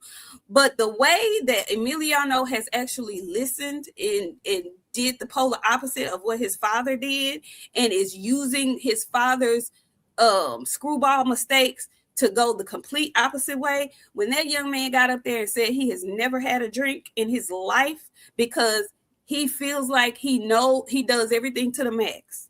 And so if he gets a taste of the liquor and what it can do to him, he feels like he will follow in the footsteps of his father. And instead of doing that, he decided to do the polar opposite, because he saw what it did to his father, his career. Young man has a lot of wisdom. I fucks with it. Tough. I love it. Anytime you see Emiliano and he's not boxing, he's going to be dressed like a star. Do you hear me? A star. I want y'all to take notes. And I know y'all be mad at me when I say it, but I'm going to keep saying it. There is a time and a place for a backpack, tennis shoes, slouchy jeans, and a t-shirt. It's not when you get up on an interview, okay? There are occasions for you to put on casual dress clothes, okay? I ain't saying you got to be in no suit, no blazer, no tie. Quit looking like slouches every time you go on somebody's interview to talk about your career, okay? Look like business, because you are big business. That's all I'm going to say about that. Janae, how you feel about Emiliano and his big fight coming up with, who's he fighting? Bryce Mills. So I have to be honest, I'm a little disappointed that this is the co-main. Mm-hmm.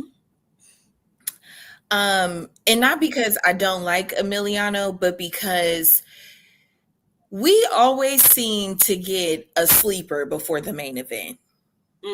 And what I hope does not happen is that they put me to sleep, because I genuinely think that Jahai and Yuri should have been the co-main, because I think they about to get in that ring and get it on.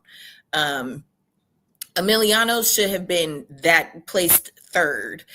But anyways, he is in a really big step up fight. I feel like this young man he's fighting is 22-1, so he's not fighting a slouch. He is the bigger man, but experience always is a teacher, as some people learned on Juneteenth. So yeah, I like Emiliano. I think that like you said, Nik, you can tell he has learned a lot from his dad, and he really loves and respects his dad and what his dad has been through, just for how he conducts himself.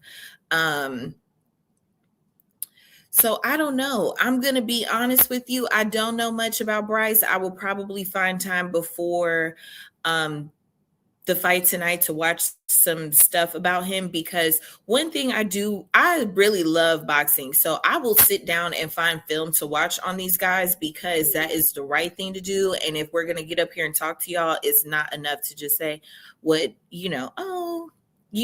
don't get me wrong. Some of these men are very handsome. So yes, I'm going to include that part. Y'all was trying to just hate on me in the comments.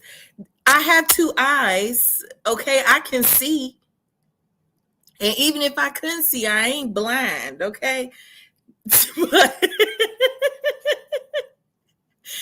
So I don't know much about Bryce. At this point in time, I will find some film to watch about him. I will hope that for Emiliano, it goes in his favor tonight. So I do hope that for him. I don't really have a prediction because I don't know the other young man. But if I had to pick, I don't know that Emiliano stops him. We haven't seen that of him as of late. So it might be like a 12. I don't think they're fighting 12 rounds. I think it's 10. So might go out 10 rounds. Okay.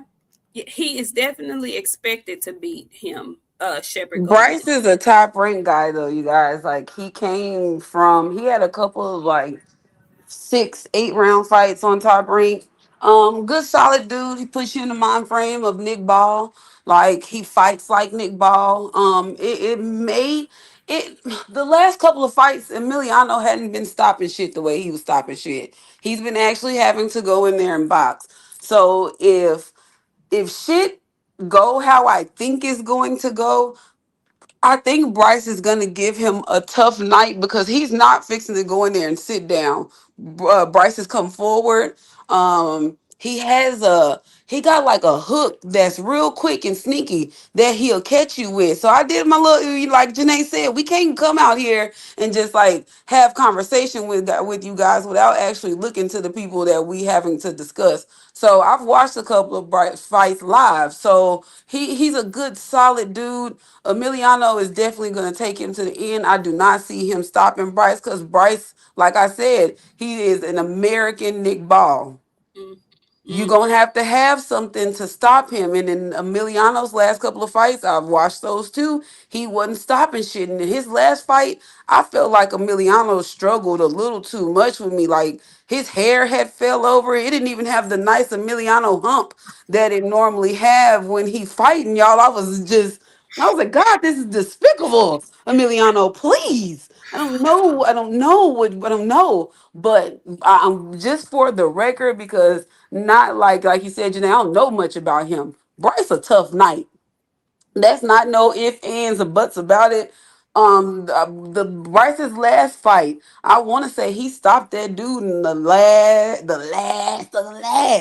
So if Emiliano know like I know, he will not go in there and try to bang with this boy. If he know like I know, he will use his best instinct, and that's just a box. Emiliano can move well. He can do all of the things. If he goes in there and does that, he will be successful. The moment that he tries not to be Emiliano and box, Bryce will hurt him. He has that capability. Bryce hurt shit, y'all. If you ain't seen a Bryce fight, I'm gonna need y'all to go back and look into it. He is a tough boy.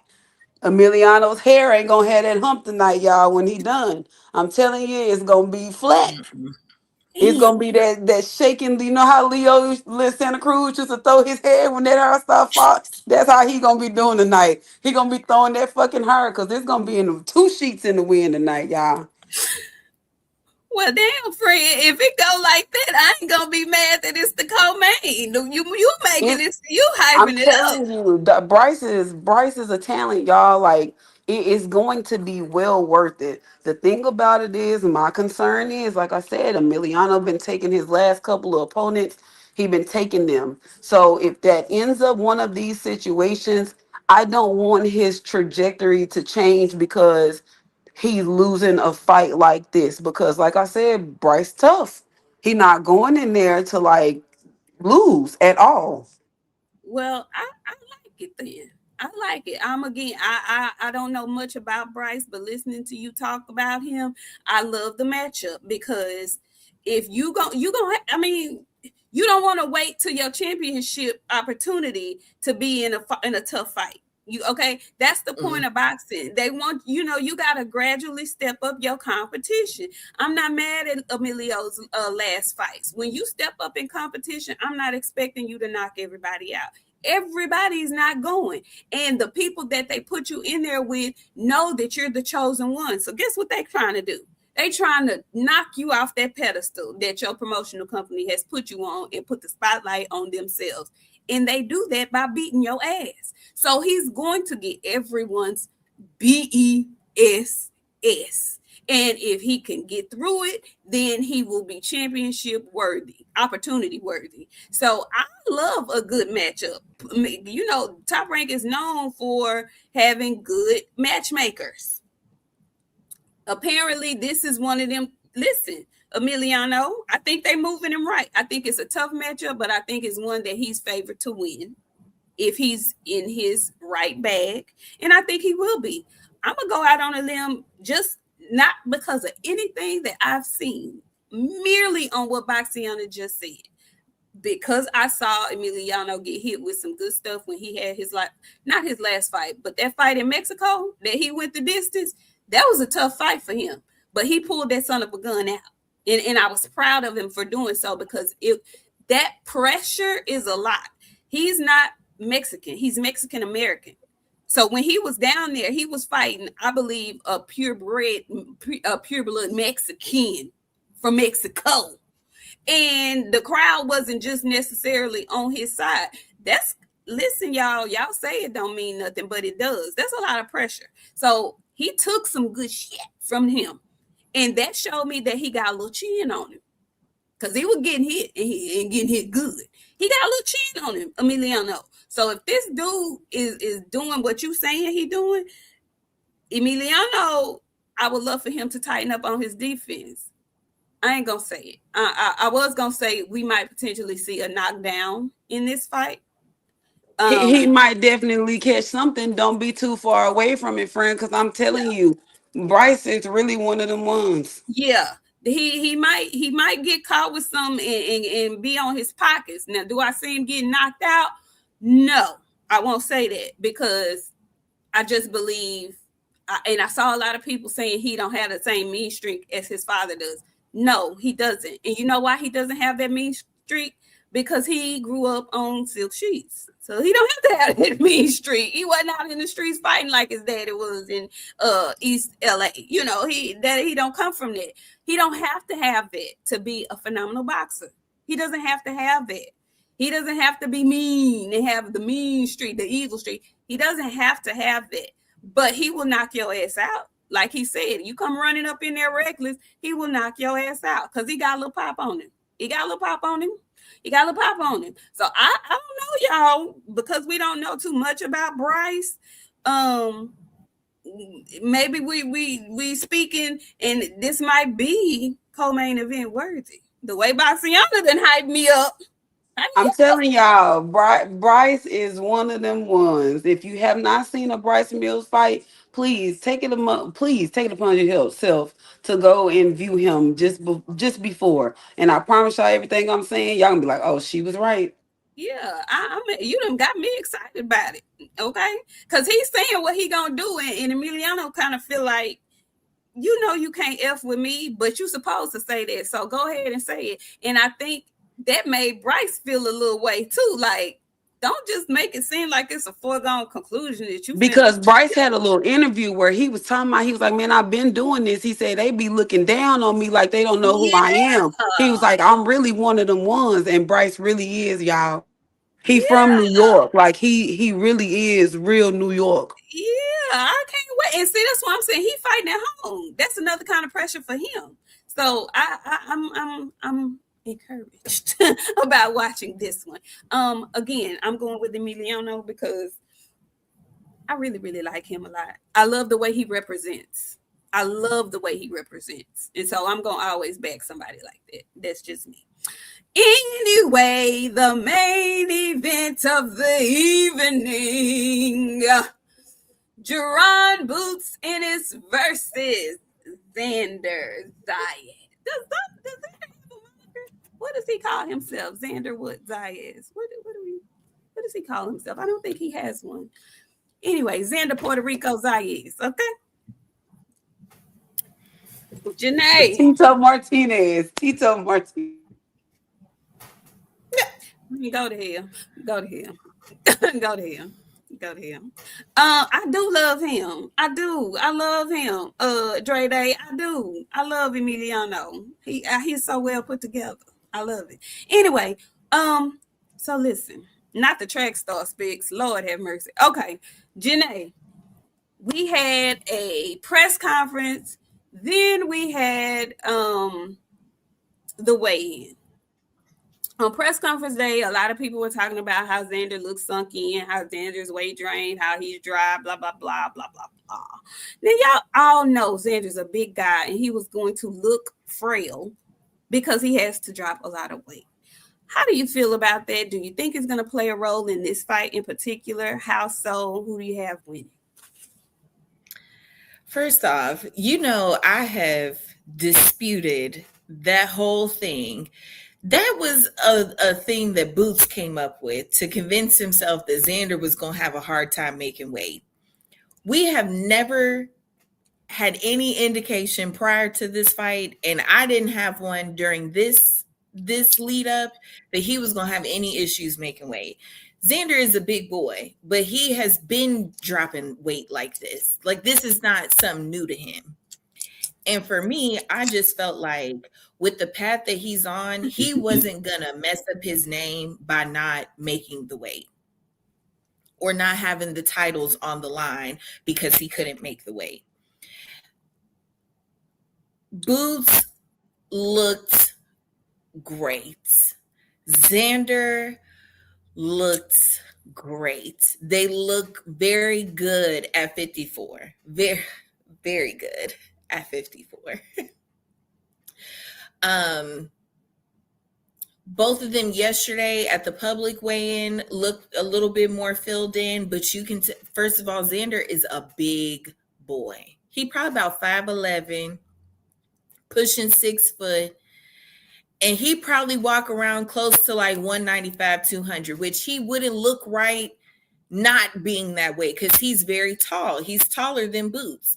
But Boots looked great. He looked really, really good. He did not look sunken in either. He looked like he made it very comfortable. He came in a pound under complete. So I think that they both clearly have very good camps, and you could tell they walked that weight down early. They didn't start trying to cut that weight a week ago or 2 weeks ago. You can tell they both gradually came down. And the way that I could tell, because I kept saying this to y'all, was Xander's thighs. His thighs was real skinny.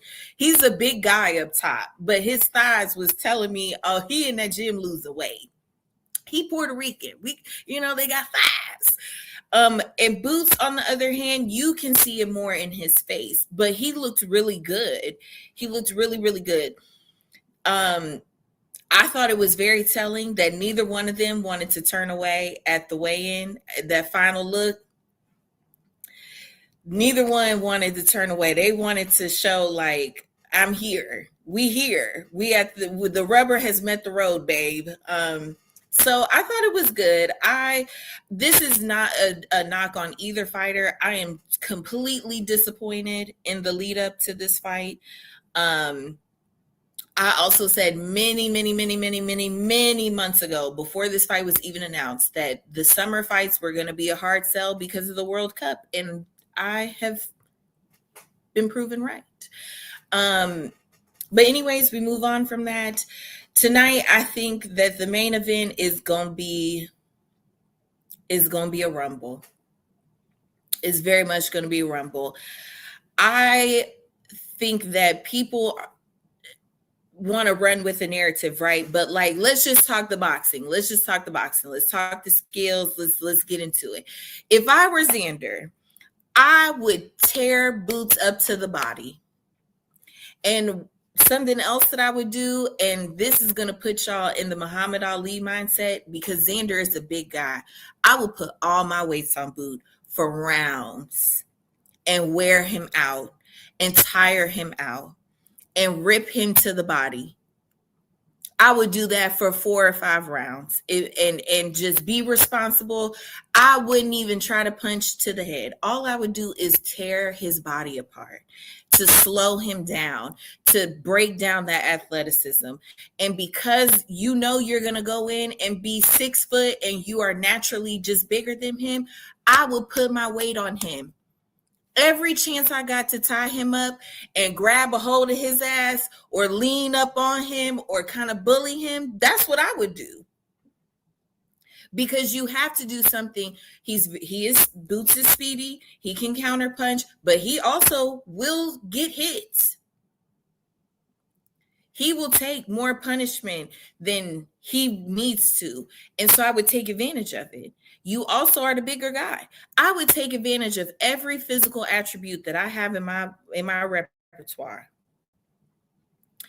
to take some of that edge away from Boots. Naturally, Boots is the more skilled fighter, right? But he struggles with his footwork. So I will be very interested to see, as Xander presses upon him, how he tries to scoot around that ring. Because what some of y'all are forgetting, is that Xander has gotten better every single fight. And he has the rounds logged where Boots does not.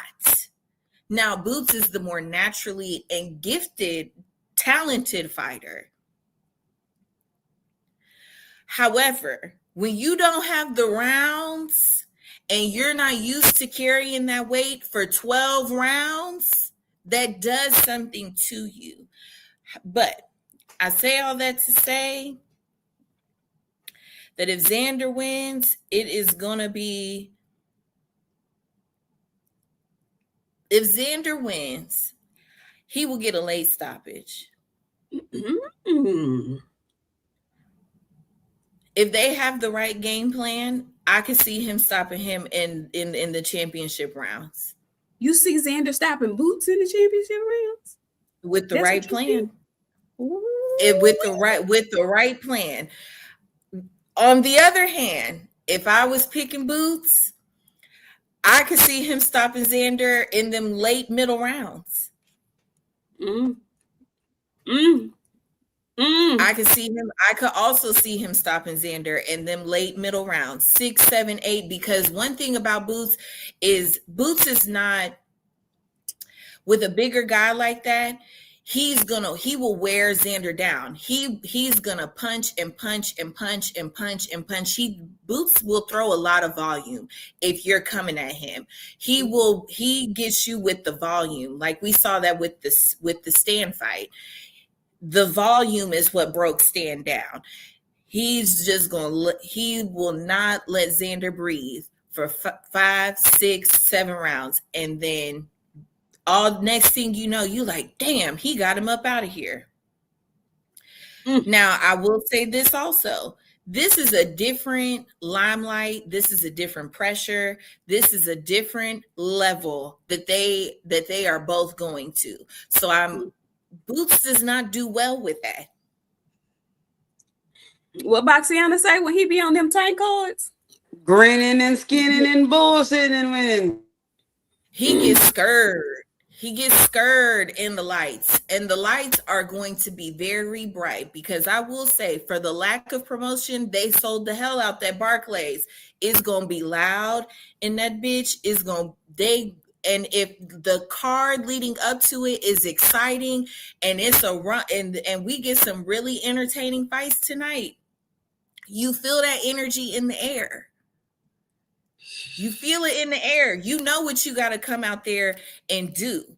You know what type of performance he knows more so. Boots knows more so what type of performance he has to have, because he's the older and more seasoned fighter. He got 10 plus fights on Xander.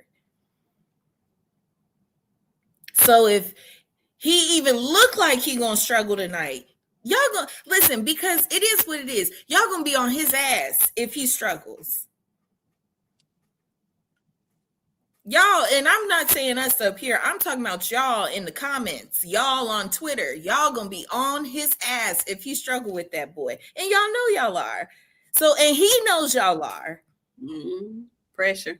He knows y'all are. So, anyways, I say all that to say that my right mind once is gonna pick Boots. I say a 7, 8, 9 TKO, or not, or he just completely stopped Xander. If in my right mind, 7, 8, 9. In my heart, I would love to see a championship knockout from Xander, or stoppage. I would love to see it, but okay, I'm gonna remember this is you my said heart. that. But my right mind tells me a Boots 7, 8, 9 stoppage. Okay. I'm gonna remember. I've got to write that down, because it's something that I want to ask both of y'all after we finish. Boxiana, tell me how you feel, friend. Who you got winning this fight? How you got him winning this fight? What you think about the weigh-ins and the press conference? The presser is just what it was. I had been arguing all week about, this fight, and I had Xander kind of up with this one, and I listened to Janae, and she said, he looked good on the scale, Boots looked good on the scale. I had concerns when it came out that Xander's camp wanted Boots to cut his beard. Now, I know everybody has that. I just feel like we're fighting. I'm going to use that, bitch. I'm not cutting it. I'm going to rub this. I'm going to rub it on you. I am. So I'm not going to cut it. Like, you know what I'm saying? Like, I'm going to do all of that. I'm going to do all of that. The weigh-in is where I got concerned. Xander didn't look good to me at the weigh-in. Boots looked phenomenal. He was full, like, even we know this is not the weigh in, that this is not the official. This is the ceremonial. So by then, Xander should have been starting to look a little better. He hadn't to me. He was filling out still, but not. Boots had already almost hit his maximum, damn near. Like if not, he was feeling all the way out. I got Boots stopping Xander in some championship rounds. I do believe he's gonna take it there. But Janae said something, and I have been thinking about that all week too. Xander is going to feel all the way out by tonight. So he is going to be his normal size. Xander size is going to be an issue. And what I know with Boots, he struggles with dudes bigger than him. That is not his favorite thing to do. He makes it very obvious when he's in the ring with people a little bigger than him. Um, I think that may be an issue tonight. If Xander is the size that I think he's going to be tonight, he got an issue. If they read the plan well, they also know that Boots don't like people to put his weight on him, and he doesn't move out of the way in time enough to get that weight off of him. Hey, Karen did it to him a couple of times, got him in that corner and kind of leaned on him a little bit. Not saying that Xander will be able to move him into that corner and make those type of things happen, but I got Boots stopping Xander late, between 11 and 12. So I'm gonna say late 11, early 12. I don't think he beat him recovered enough when he come back out in 12 to like make it all the way through. So I'm giving late 11, early 12. Okay. Well, oh, there you go. Both ladies are picking Boots to win tonight. Um, I, friend, I have to ask you because you said Boots doesn't do well when he's in the ring with somebody that's bigger than him. I don't think I've ever seen Boots in the ring with somebody that he was not bigger than. The only person that I can like size range it to would be Karen. But that was at 147. Karen, what they were about the same size, friend. They're about Maybe, the same size. maybe, maybe, So maybe so. I still see him doing well. Mhm. I think like Greg told this man and convinced this man he was fighting to 40% of himself.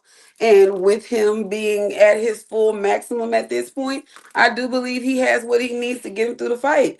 Greg didn't hype his little head up, he's his lucky mini troll that's been following him around. So I think that has stuck with him now, that he's actually fighting at 100% of himself.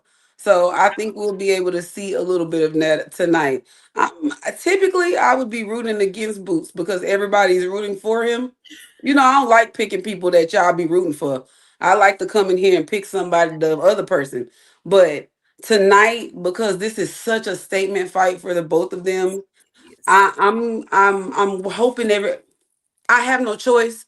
I got Boots, but I just want everybody to leave safely because these gonna be some big swole, big old men in there tonight, and they gonna be in there trying to hurt each other. Not because that's their job, because both of them have a point to prove tonight. Xander got to prove that he old enough and he man enough, and Boots got to prove that he man enough. Not both. He only got one thing to prove tonight, that he man enough. Xander got to prove that he old enough and he man enough. So like it's a lot on the both of them. Everybody leave safely, please. It's appreciated. Other than that, I'm just hoping for a good fight and don't snooze me out because y'all running from each other.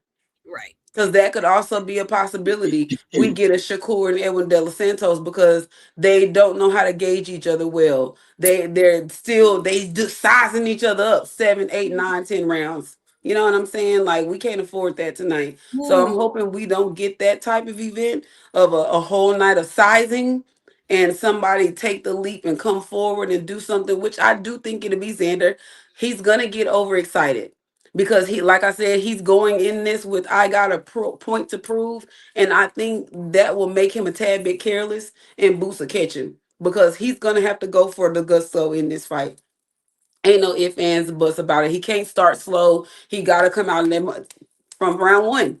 That's what's expected of him from this fight. He's the younger guy. Mm-hmm. This is the fight that you said that you've been asking for. Somebody got to take one of these young pumps and bring them around the neck. And this is what my friend has been asking for years. So this might be the opportunity that the young pup say, "Shit, I'm finna bite you on the neck tonight."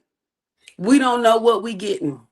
We don't, and that's why I love it. I love this fight. I love it. I will always respect Xander for taking it because he did not have to take this fight. When we talk about boxers running to the smoke, that's exactly what Xander is doing, and I have to applaud that because it's what should be happening. But we're not finna sit up here and act like this is what happens in the majority of the boxing world.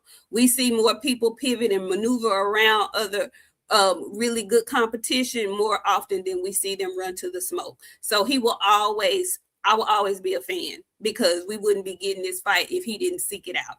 Okay. It's gonna be a tough one because I like both of these men. I really, really like both of them. If y'all follow this channel, you know I love Xander. Been following him since he first signed with Top Rank. It's widely known that he's the younger guy. He's only 23.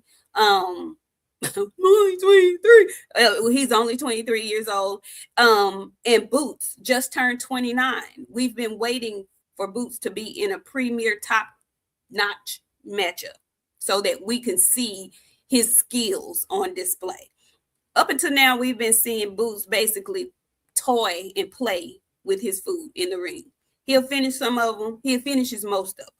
But he's in there playing because the competition is not up to par for him. That's how good we feel he is. That's how good we view him. Tonight, I think, will be the first night that he will not be in there playing around. Okay. I'm not crazy. I know that Xander doesn't have like extreme pop on his punches, but you don't see nobody running in on Xander either. Okay. This is going to be a good fight, y'all, because Xander is a boxer. He's a boxer first. He's a boxer. Okay. That's what he does. Most people who fight Boots, they go for broke because they know that's their only option to win. Xander's not going to do that. He can box to a victory. He has to box well. He has to do the best boxing job he's ever had to do, but he can box to a victory. Okay, let's not play crazy. He has the size advantage. He has the skills to do so. If he has the maturity to stick to the game plan, we may see a go for broke moment coming from Boots in rounds 10, 11, and 12. I know Boots can box his ass off as well.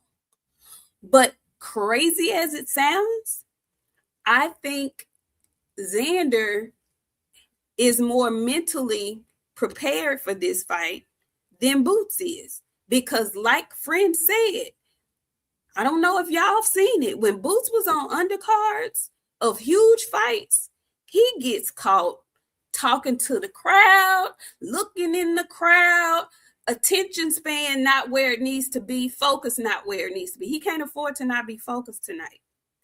But he's been doing it so long that it's become a part of his get down. When you practice bad habits, they show up at the wrong time. Prime example, Tank Davis, Lamont Roach. Prime example. When you finally get in that ring with somebody who's not scared of you, who will step to you, who's big enough to actually absorb your punches, it deflates you a little bit. When you're not having your way with people like you used to having your way with people, it makes you think about stuff you don't typically have to think about. I can't wait to see if, and this is all if, I can't wait to see if there's an adjustment that needs to be made in the corner of Boots. I can't wait to see the instructions that are given by Bozy Ennis. I can't wait. Bozy is like Mary J. Blige singing live. He either hit or miss. Sometimes Mary be singing her ass off. Sometimes she be in the wrong key. So I can't wait to see what this corner work is going to be like. I can't wait to see. Boots knows that all eyes are on him. He knows it. He knows that's a different kind of pressure, y'all. That's a different kind of pressure. He knows this is supposed to be his coming out fight. It really is. He been telling us, I'm gonna do whatever I want to do in there. That's what he been saying. I think he has the capability to do that. But when resistance is presented, when you doing what you want to do, but it's not getting your guy out of there, then what? Then what? People have been highlighting the fact that sometimes Boots has sloppy footwork. We don't have that issue over there with Xander. Xander is like a jack of all trades. He's good at everything. He's not necessarily great at everything. Boots is great at giving us highlights. He's great at that. He's great at that. I want Boots to win so bad because I want everything that has been said about him to be true. I don't want him to end up like Boo Boo Andrade. Okay. We heard all the great stories about the gym work from Boo Boo Andrade, but he wasn't able to get in the good big fights that we wanted to see him in so he could show and prove. Boots has been fighting, but he kind of had a lack in fighting consistently at one time. This is the first big fight for him. And ironically, he's moving up in weight, but it's a good thing for him that he's moving up in weight. He probably should have done it a long time ago. On the opposite end, Xander is comfortable here. I didn't think he looked bad. He looked like what I expected him to look like on the scale. Mm-hmm. I think he's gradually getting his weight up. He looked decent when we saw him at the ceremonial weigh-in. He didn't look shrunk and sunken in to me. I saw his abs. He looked good. I ain't gonna lie, he looked good. Now, it did look like Boots had rehydrated up to his best, or not his maximum, but his best. He looked tighter to me. But Xander looked like he always looks before his fights at 154. So I expect him to be his same good self that he normally is at 154. I don't think this weight cut was hard for him. I don't think that's going to play a role in whatever happens tonight. I don't think it's anything different from what he normally does. And with that being said, I watched the Barros fight again. And yes, Barros came on. He came on at the end of that fight. Will Boots come on? Will he need to come on at the end of the fight? Will he get him out of there early? People are calling this fight early. You know, they think if Xander look bad, he going to get him out of there early. If Boots is to get Xander out of there early, he better invest to that body. He better invest to Xander's body because I think Xander has a nice chin. I'm just going to say it. I think that big old chin is sturdy, and I think it's a good one. He better invest to his body if he's planning to get him out of there early. But, you know, Xander's a nice little counterpuncher, so we're going to see. I think it's going to be a good rumble for as long as it lasts. Saying all of what I'm saying, I'm praying that Boots wins this fight, and I'm praying that he looks phenomenal doing it. I really, really, really, really am. I don't want to see him get him out of there early, though, because if he gets him out of there early, people are not going to give Boots his full credit. They're going to turn around and shit on Xander. They're going to say he was too young. He was too green. He shouldn't have taken the fight. He was weight drained. And I don't want to hear that shit. I don't want to hear that shit for nobody who wins. Whoever wins, they need to get the full credit for winning. If Boots go in there and knock Xander out in 5 or less, he should get the credit for being a bad mamma jamma, okay? Don't take credit from him by shitting on Xander, because Xander is a unified champion. He got not one belt, but 2. And I'm with Roy Jones. If he ain't ready now, he ain't never going to be ready. I don't want to hear that young shit when Devin Haney was an undisputed champion at 23. Miss me with the bullshit, okay? If you special, you special. It's a time to show it. It's the time to show it. If you special, Xander, you better be special tonight, okay? And I don't know if y'all caught it, but Xander told them, I'm going to show y'all something y'all ain't never seen before. So I don't know what he working on in that gym. It was rumored that Bud Crawford was in that gym helping him. I don't know what we gonna see. I just hope we see a banger. I hope we see a big banger tonight. Okay. You know I'm going with. Listen, they both Americans. But you know where I'm going with this. Look, like I said, it should have been last weekend, Juneteenth weekend. Okay, that's what I said. But since it's this weekend, John, I'm expecting you to be who your biggest fans say that you are. Jerron. Okay? I'm expecting you at 29 to capture this moment and plant your flag. I'm expecting you, Jerron, with this performance to knock down the dough on the pound for pound list. Jerron. That's what I'm expecting. Okay? Now, I want to talk about this because this was a big old subject in the boxing world this last week. My guy, Sean Zettel, made an ill-advised statement saying that it would be better for boxing if Xander Zayas won the fight. I ain't like that. I ain't like nothing about that, Sean. And I really didn't understand the explanation that you tried to give behind it.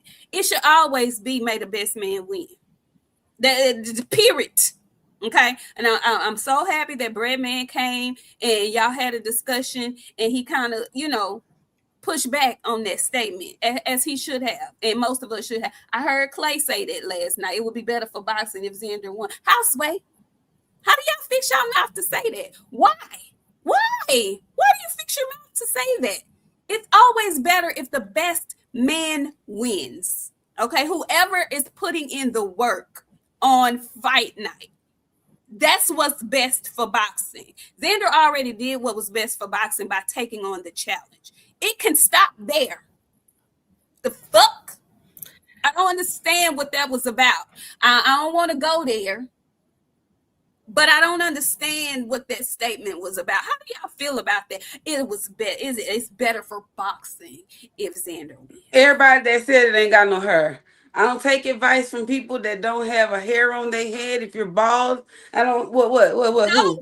Who? Sean I got hair. is the one who said Sean, I'm not listening to Shaggy got a Sean. head full of hair. Sean gets a No. one-off. No. Sean's gonna get a one-off from me because he never really has anything to say. My thing, I've heard a bunch of people say it, friend. You're not I Sean's know not the they only have. That's one. why we talking about it because I'm pissed off about it. You But want to know why it would be better for boxing because Boots got 375 fucking fights. He ain't doing shit. He ain't fighting nobody. He not trying to unify. He not trying to undispute. It would be better for boxing for somebody who's already at least unified to be trying to like get the shit in order. But I get what you're saying. I know what it could be saying as well, but it's not going to happen. They can think whatever they want to think. It wouldn't be better for boxing for Xander to win. I could see why they would say that because Boots don't look like he's going to bring the life back to boxing, the belts back to the boxing, make the belts back important again. Like they're not being specific when they're saying these idiotic things that they're saying. They're saying it and not putting no real definition behind what they're trying to say. What they should have said was it would be better for Xander to win because Xander at least is already unified. Boots has been through two different divisions. He hadn't carried not more than what, a belt or two. No defenses of that shit. Asses in one seats in one area only. Like they're not being descriptive, and that's what they should have did. They should have put a description behind the things that they were saying. I'm giving Sean a one off because he rarely have anything to say like that is out the way like that. But this is what takes me back to the beginning. Y'all be supporting these guys. Y'all love to hear these men talk boxing, and then you get this right here where we're giving context to what other people are saying or what they were trying to say, and y'all will go support that. And then here we are telling y'all, hey man, like, subscribe, tell your friend about us, but y'all will go run over there, listen to the bullshit over there, and then you know what I'm Harry, saying? yeah, that part. That part. And I love Sean. Don't get me wrong. I love Sean. Sean is one of my favorite people in boxing. Every time I see him, we gonna greet each other, and I'm gonna tell him I love him with all my heart. Anyway, yeah, I love Sean. I ain't like that statement though. I didn't. I didn't like that statement, and I think he didn't necessarily walk it back, but he understood the pushback that he was getting from it. So, if me and Sean are all good, I just didn't like the statement. Anyway, Janae, how did you feel about it? Well, I agreed with Sean, but I get why people are upset with him. And I think he gets it too. Like Yeah. he literally, Sean does not have a bad bone in his body. So that's where I'm with Box, where Sean just didn't put enough behind what he said. But unfortunately, I do agree with him. And not for this, it's just not a simple answer, right? Like I agree with Fran. Boots, and this has always been my critique of him. Like always been my critique of him. Yeah. He's not a personality. He's dry. And unfortunately, with the space that boxing is in, we need personalities. We need personalities. We need likable people. He's handsome. I've always said that, but he doesn't dress well. He doesn't speak well. He has nothing but men around him who do not put him in the same light that Xander is in. Xander was at the Super Bowl in the background of Bad Bunny. He's handsome. He's still very young. So he still has time to like mature in that. But this is one thing me and YSM, who's also from Philly, we have always agreed on. The biggest stars in boxing are not because the men like them. It's because the women like them. And that's where you all can't connect the dots. And I think that may have been the context that Sean was trying to put it in. I can't speak for him. I can only say that this is why I agree with what he said. Xander can check every single box to put boxing on his back. We need, and I'm sorry to say this, and I don't want y'all to take it away. We need diversity back in boxing. We need the diversity back in boxing. I hate to say it, we need a white boy who come out here and scrapping this motherfucker. We need it. We need it. We need it. We need a Puerto Rican who can come in this bitch and fight. We need a purebred Mexican, but we also need a Mexican American, because what you guys don't understand is that people want stories. They want a story. And we don't have any stories to write except for that y'all are gay. We don't have any stories. Now, why the fuck you say that? I'm sorry, friend. What? Go ahead. I'm sorry. Go ahead. And to add on to what she's saying, y'all, we in here, and I'm sure other coaches do it. When the comment was made, it wasn't made about what Black boxing needs, what American boxing needs, what European boxing needs. It's what boxing needs as a whole in general. We know we carry the sport. There are some other people, other ethnicities or other nationalities that do well. But on the regular and on a whole, Black Americans really run boxing.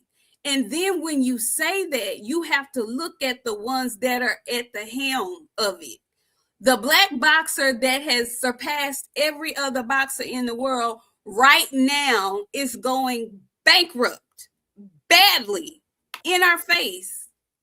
It's not a good look. The other Black boxer that was the face of boxing, so you say, is right now having legal issues from domestic violence cases with women. That's not a good look. Boots is a phenomenal role model. Phenomenal role model. He ain't in no trouble. He tweets about going to church and loving the Lord. I love that about Boots. I mean, you can't get a more squeaky clean a background than Jerron Boots Ennis. And I love that for him. That's why I want him to win so bad, because I want his personality to come out more. But as of right now, he kind of dry, y'all. He don't really have a personality. When he's speaking to the camera, he hasn't been trained properly. I don't know why his team is skimping on that, but they need to get that for him. Get him some media training. Let his personality shine, whatever that is. They haven't figured that out yet. Xander, on the other hand, we know he loves Puerto Rico. We know he fight on Puerto Rico Day parades. That's him. Him and Bad Bunny is cool. He was at the Super Bowl. You see how Fernando Vargas and his team got his son, who ain't even in championship contention yet, a spot on the Super Bowl with Bad Bunny and them. You see how that happened? Now, I know it was a Latino themed thing, but I'm just saying, none of the other boxers got they people didn't get them on the Super Bowl when the Super Bowl halftime show was black and shit. You know what I'm saying? That's the kind of stuff y'all have to really think about. So when Sean said that he's thinking about boxing in totality and how it can be back on the mainstream as a sport, because boxing is not a mainstream sport anymore. People over here watching soccer. And this is one of the biggest fights of the year. If this was Floyd Mayweather fighting somebody, Manny Pacquiao, in his heyday, that would be the talk of the town. This fight ain't that. And it should be. So I kind of get what Sean was saying, but I completely agree with both of you ladies in the fact that he did not come behind it with receipts and reasoning why he said what he said. And I know, y'all, everything is a race thing. I get it. I understand it. Yes, 817 Black people got to be 10 times better. That's always been our crew. We know this already. I don't even think twice about it. You're not going to get the same treatment as other people. You're not. You're just not. Not on this earth. You're not. We're not. So stop acting like you don't know that already. Stop acting brand new. We know what we're up against, and yet we still succeed. Okay? And yet we still thrive. Okay? It is our duty to point it out every time. Absolutely. I agree with that. Point the shit out every time. Because see, if they was, then this wouldn't be like that. You know, point it out every time. But we know what we're dealing with. Proceed accordingly. That's all I'm saying. So, listen, they want Xander to be the guy. It's up to Boots to say, no. This me. This mine. I'm Jerron Boots Ennis. I'm from Philadelphia. I do this, this, and this. If you love the Lord, you better get up there and tell him tonight when you win. Whatever, because from this, if Boots wins, camera, lights, and action are going to be on him. If you want, do you want to be the face of boxing? Because some people don't want all of that. And I tend to believe Boots is a person that really don't want all of that. So if you don't want the lights, the glamour, the glitz, and everything that comes with being a superstar, then it wouldn't be best for boxing as a total for you to win. I get that statement. I hate it, and that's but my I point, understand it. That's all. That's all. That's all. And that's my point. He is just not in a position, or let me say this, boxing is not in a position for Boots to say, I don't want to put this shit on my back and be a star. And with as handsome as he is, he is like, but I hate to say this. I know I don't hate to say it because I've been saying it. He almost doesn't want it. He doesn't want it. He just wants to show up and fight. And that's great. But that's not where we are. Not if we trying That's to not make where we are. back mainstream sport. It's not. It's not. But he goes against it. He goes against it in everything that he does. And again, I feel like some of the problem is that there's no woman around. There's no woman around to pull on his coattails and say, "Hey, brother, look, I know this might not be what you want, but if you step into it, the places you could go," because he's handsome looking, he speaks well, like you said, he's a he's mold. a picture You get what I'm perfect saying? role model for any up and comer that's trying to get in the boxing game. He's a picture perfect role model. He is. He is. I love Boots. I freaking love Boots. I do. I just wish he would show more of his personality. That's all. That's all. And I think that's kind of, and I'm putting words in Sean's mouth, but I believe that's what part of why he made the statement he made. So, and that's the thing though. Bud, we said that for years, Bud didn't have no personality. When Bud beat Errol Spence Jr., we started seeing more of his personality come out.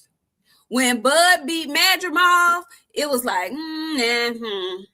When Bud beat Canelo, guess where Bud is?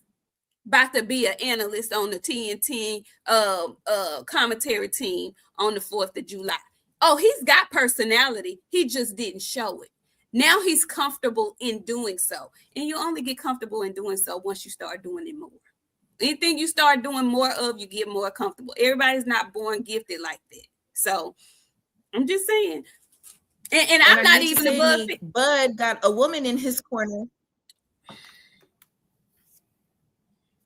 Bud got a woman publicist in his corner, and his whole shit done changed up.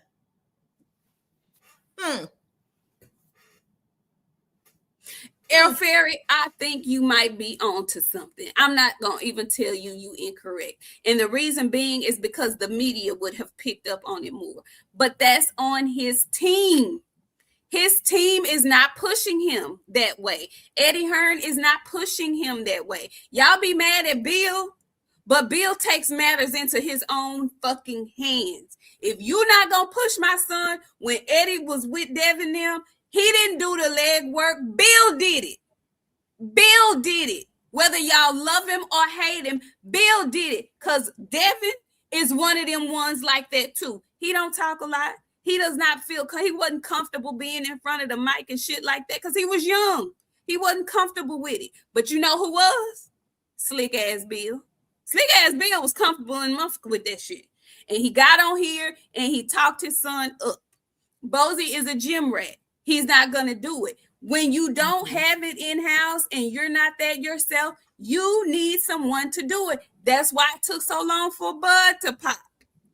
Errol is not one of them people, but he had that PVC machine behind him, and he was knocking moves out, and he had that Dallas swag.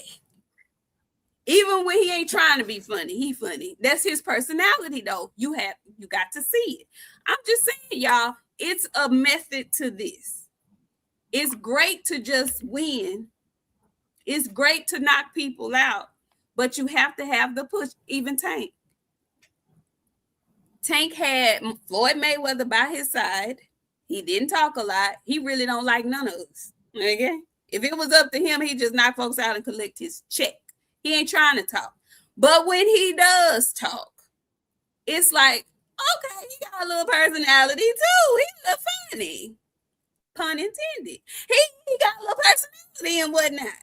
So he also had that PVC machine behind him. Boost needs a better machine working for him.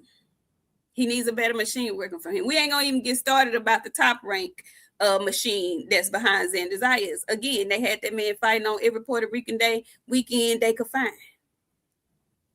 It's a method to the madness. And I think we might, as fans, want more for Boots in that regard than he wants for himself. He might just be I want to fight and win kind of guy. He made me not want the whole spotlight of it all. But I did want to touch on that because there was a big topic of contention this weekend. You know, we always have to give our female spin on it. Our you know, female viewpoint, because you guys, so male dominated here in this boxing space, I tell you. Anyway, yeah, you're right. 817 bumper machine, win fights, retire, f the people. You know what? You're on to something there. You that a lot of Okay. people do that. But if you want to make the most money you can make in this sport, it's called sports entertainment. It's called sports entertainment. But I do understand some people don't want that. It's not for everybody. So I get that too. I get it. Anyway, quit acting like the rules are the same for us, y'all. I want us to get out of that. We know what it is already. Okay. We know what it is. It's okay to be mad about it. It pisses me off to no end sometimes. However, I still know how I have to move to get the shit that I want in this world, in this life. I know that already. I'm not finna sit up and cry about it. I'm not. Just saying. Anyway, ladies, did I miss anything? Oh, we've also got a fight Sunday. Zuffa, the rematch. Rayo, Edward de los Santos. Quickly, who you got, Janae?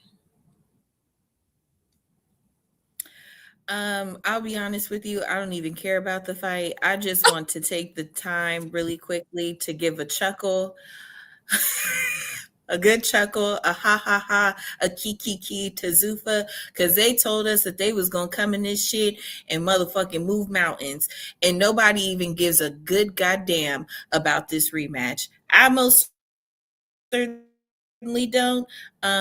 But however, I think that De Los Santos does Rayo up the way he did last time. Boop, good night. Oh, Boxiana, who you got? I agree. You think so? I'm gonna Absolutely. push back on that, y'all. I think because Rayo has been more active, I think he wins in a decision. And actually, I'm gonna say ninth round stoppage of Edward de los Santos.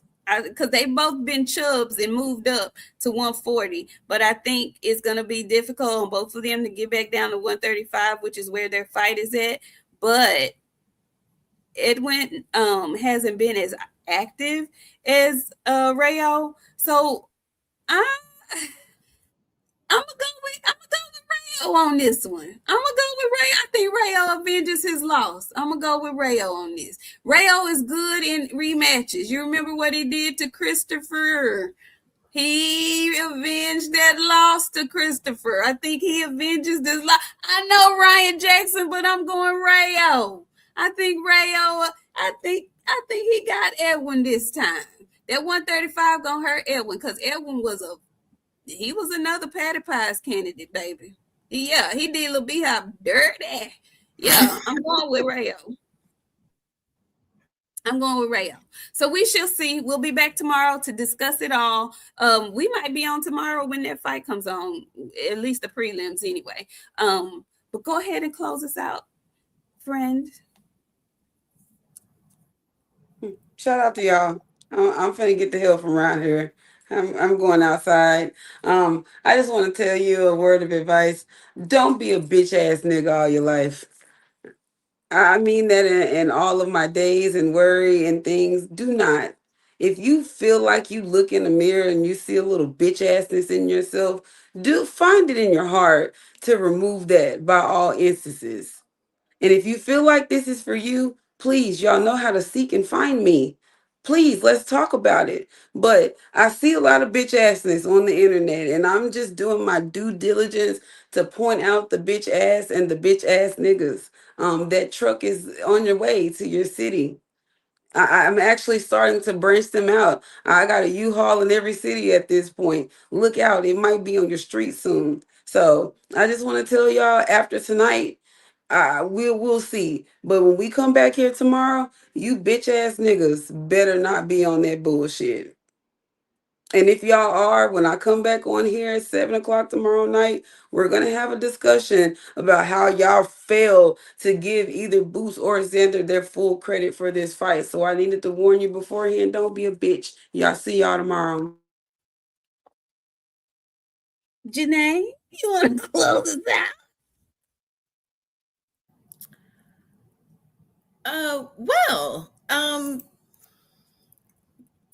yeah, what my friend said. I'll leave on a. I'll bring the positivity this time, Neek. Because I think last week I was the one who said that they was acting like that. So I'm gonna be the one.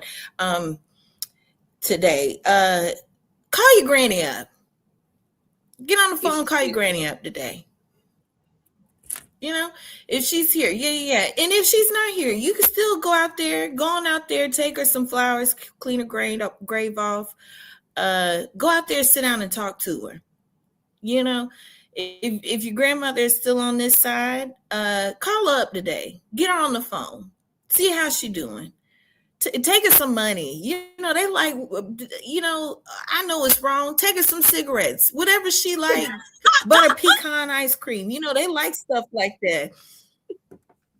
If you still have a grandma on this earth, call her up today and see how she doing. And don't want nothing from her. Call your grandma up and take some over there to her. If your grandmother's no longer with us, genuinely go out there, sit down and talk to her. Take her some flowers. Some of our ancestors like a little Hennessy. Get into. Hey.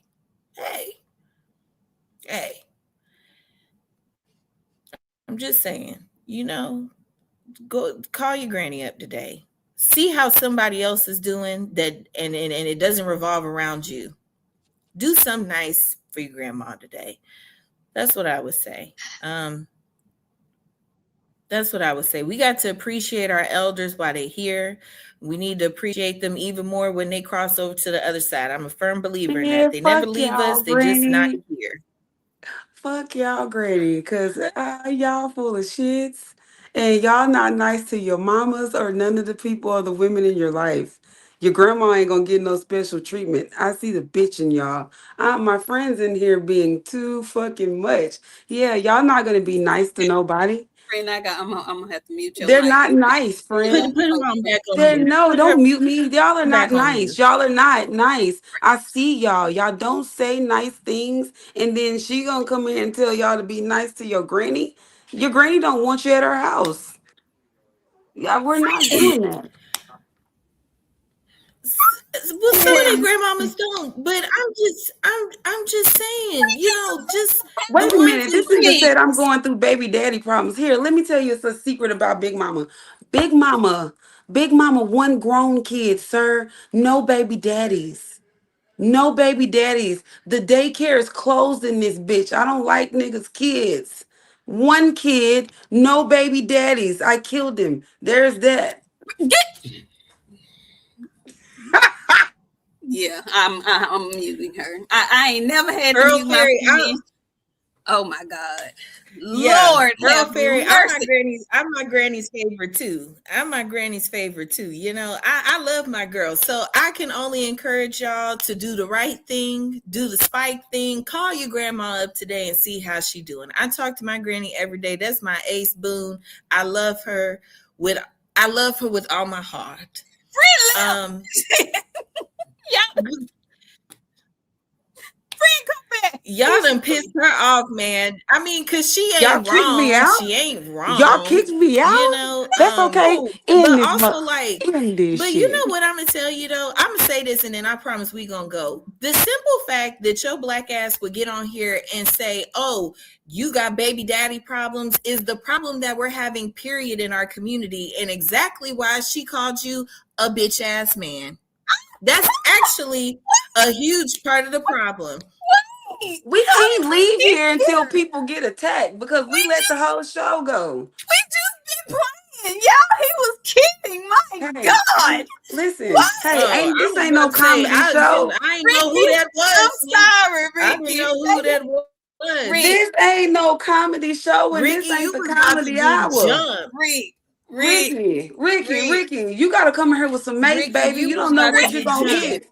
and Bear Mace at that. Bear Rick, mace, Ricky, please. you never know, baby. You never know. He was My just friend gonna be the me. only one to help you. Oh my God. Y'all, please. Lord have If they mercy. see what Yeah. they say, if you see somebody fighting and help the bear, this is the place where you gonna need to help the bear. All right. I ain't nobody sparing no expense. That's the problem. Me and my Y'all light can get skinned whooped friend was about to enough. jump you. My God, Y'all today. don't get whooped enough. You was about to Y'all get need jumped. to I was get over here Rick Tam talking about mute them both. Hey, me. Rolo vacation. That's what you on your way to anyway. Cause you know what I seen? I seen your little October 4th comment. You thought I was gonna let that shit ride, huh, Rick Tim? Since we on the way out the door, let me tell you where you won't be tomorrow night at 7:30. You won't be the fuck here because I told you stop picking on my fucking friend and you didn't hear me. So guess what, nigga? Your ass is getting a Rolo vacation. See you October the 4th. That's when you can come back in here October the 4th. And you better hope the Cowboys win that day, because if they don't, guess what? You won't be back until the Cowboys win. And if they don't win the whole season, guess where you won't be? Not in here. You're going to have to get a burner, baby, to come in here. Get the burner. Get the burner. Man, it's open seasons on Rick. On yo, it's open What they seasons say, on the get the Rick mustard. Get the tonight. mustard. Get the mustard right now. Get the mustard. Yeah. What you say? Hey, roll up. Hey, listen, let me tell y'all. We let y'all make it the whole show. We had a good, unignorant show. We tried to drop y'all some little jewels and stuff. No, it's the end of this bitch now. Now it's the time to get the shits and giggles out. But I tell you what, Rick Timms, October the 4th, you better hope the Cowboys win. If not, we won't see you until the next football season, baby. My son gonna be in graduated high school and boot camp. Speaking of, shout out to all the Air Force airmen out and all you military people on the way out. We love and appreciate y'all. And you young kids that decided to get out of your city and do something with yourselves, y'all appreciate it. But yeah, Rick, you won't give out to my son graduate from boot camp. 2027. So that might not be until September, October of 2027, baby. Who knows at this point? Yeah. My God, today. It's over with. We gave y'all a good show. Then we run so fast. We gave y'all a good show. Talking about, you know what? Get him, Yeah. Bree, get him. He's still on here talking about Hold on. October. Wait. Bree, Hold on. get him, get him. Got his He's ass. trying to help. Rick He's Tim. trying to help Rick y'all. Timms. Guess what, baby? See you in October, baby. See you in October, baby. See you later, player. Here. Don't believe fat meat is greasy, Rick. And probably because you don't eat fat meat. But guess what? Ricky! Ricky! Here. Ricky! Oh, Somebody, somebody here with that somebody mess. need to holler Ricky from the end of the street. Dun, dun, dun, dun, dun. He gone now, baby. Shot in the back. You're going out of here. Your back is blown out, Rick. See you later. You got shot down by some light-skinned women in a red coupe. That's a The best damn shame. you want to Huh? get in on it too, the best. Wait. You want to join your best. Boom. No, it's already too late. He gone. Okay, y'all, we got Get this. out of here. Get your ass up out of here. We wasn't Who even talking next? football. And here y'all come. Listen, we getting up Who? out of here. Y'all done Yeah, we made us do. stay another extra 10 minutes fucking Yeah, with y'all. yeah, Oh, yeah, yeah, yeah. anyway, we love y'all. We do love y'all. I didn't put y'all out of here forever. Y'all be back tomorrow. I just need to give y'all a good scare. Make y'all think that I clicked y'all out real good. So we'll see y'all tomorrow at 7. You people that I deleted to, y'all ain't send y'all on no vacation. We really do love y'all. We have so much Okay. fun. We ain't got no business being in here almost 3 damn hours. Lord have mercy. Okay, y'all, I gotta go. Yeah, folks got stuff to do. We got to get ready for fights. What y'all eating fight night? What y'all eating tonight? I'm What y'all eating? making wings, little burgers. Oh, I you got a making wings whole and sliders? I got a whole menu laid out. I'm Oh, making dip and all that shit. oh yeah. I You haven't am. come. Let me stop. Janae, what are you I'm at eating? the company. Thank you. What are you Mind eating you. for fight night, Janae? Yeah, some good old mild and lemon pepper steppers, Okay. Is the some wings kind of night? fries, a little Okay. a little. Different shit. Yeah. Okay. This is Girl, not that he done made him a whole nother new it's burner. gonna be some action. Oh, guess what? Guess what? Guess what? Guess what? Now I'm finna hit this. Rick. Now, wait. Now you're gone. Now you're gone, Rick. Now, come on. Now, Rick. See, I told your stinking ass all I did was 24 hours. Now you're gone till October the 4th for real. You and your whole ass burner. Now everybody's gone. Now everybody's gone. Listen, y'all, we love y'all. We'll see y'all, some of y'all, back here tomorrow, 7:30 Central Standard Time. No, he cut it all off. Surely he didn't cut the whole beard off. I know Oh, that was phenomenal Mexican. You want some too, Nick? I ain't even seen you the whole time. Guess what? You're going too. You thought I was a joke. See you tomorrow too, buddy. Oh, let me quit. Let me. oh, thank you, Errol.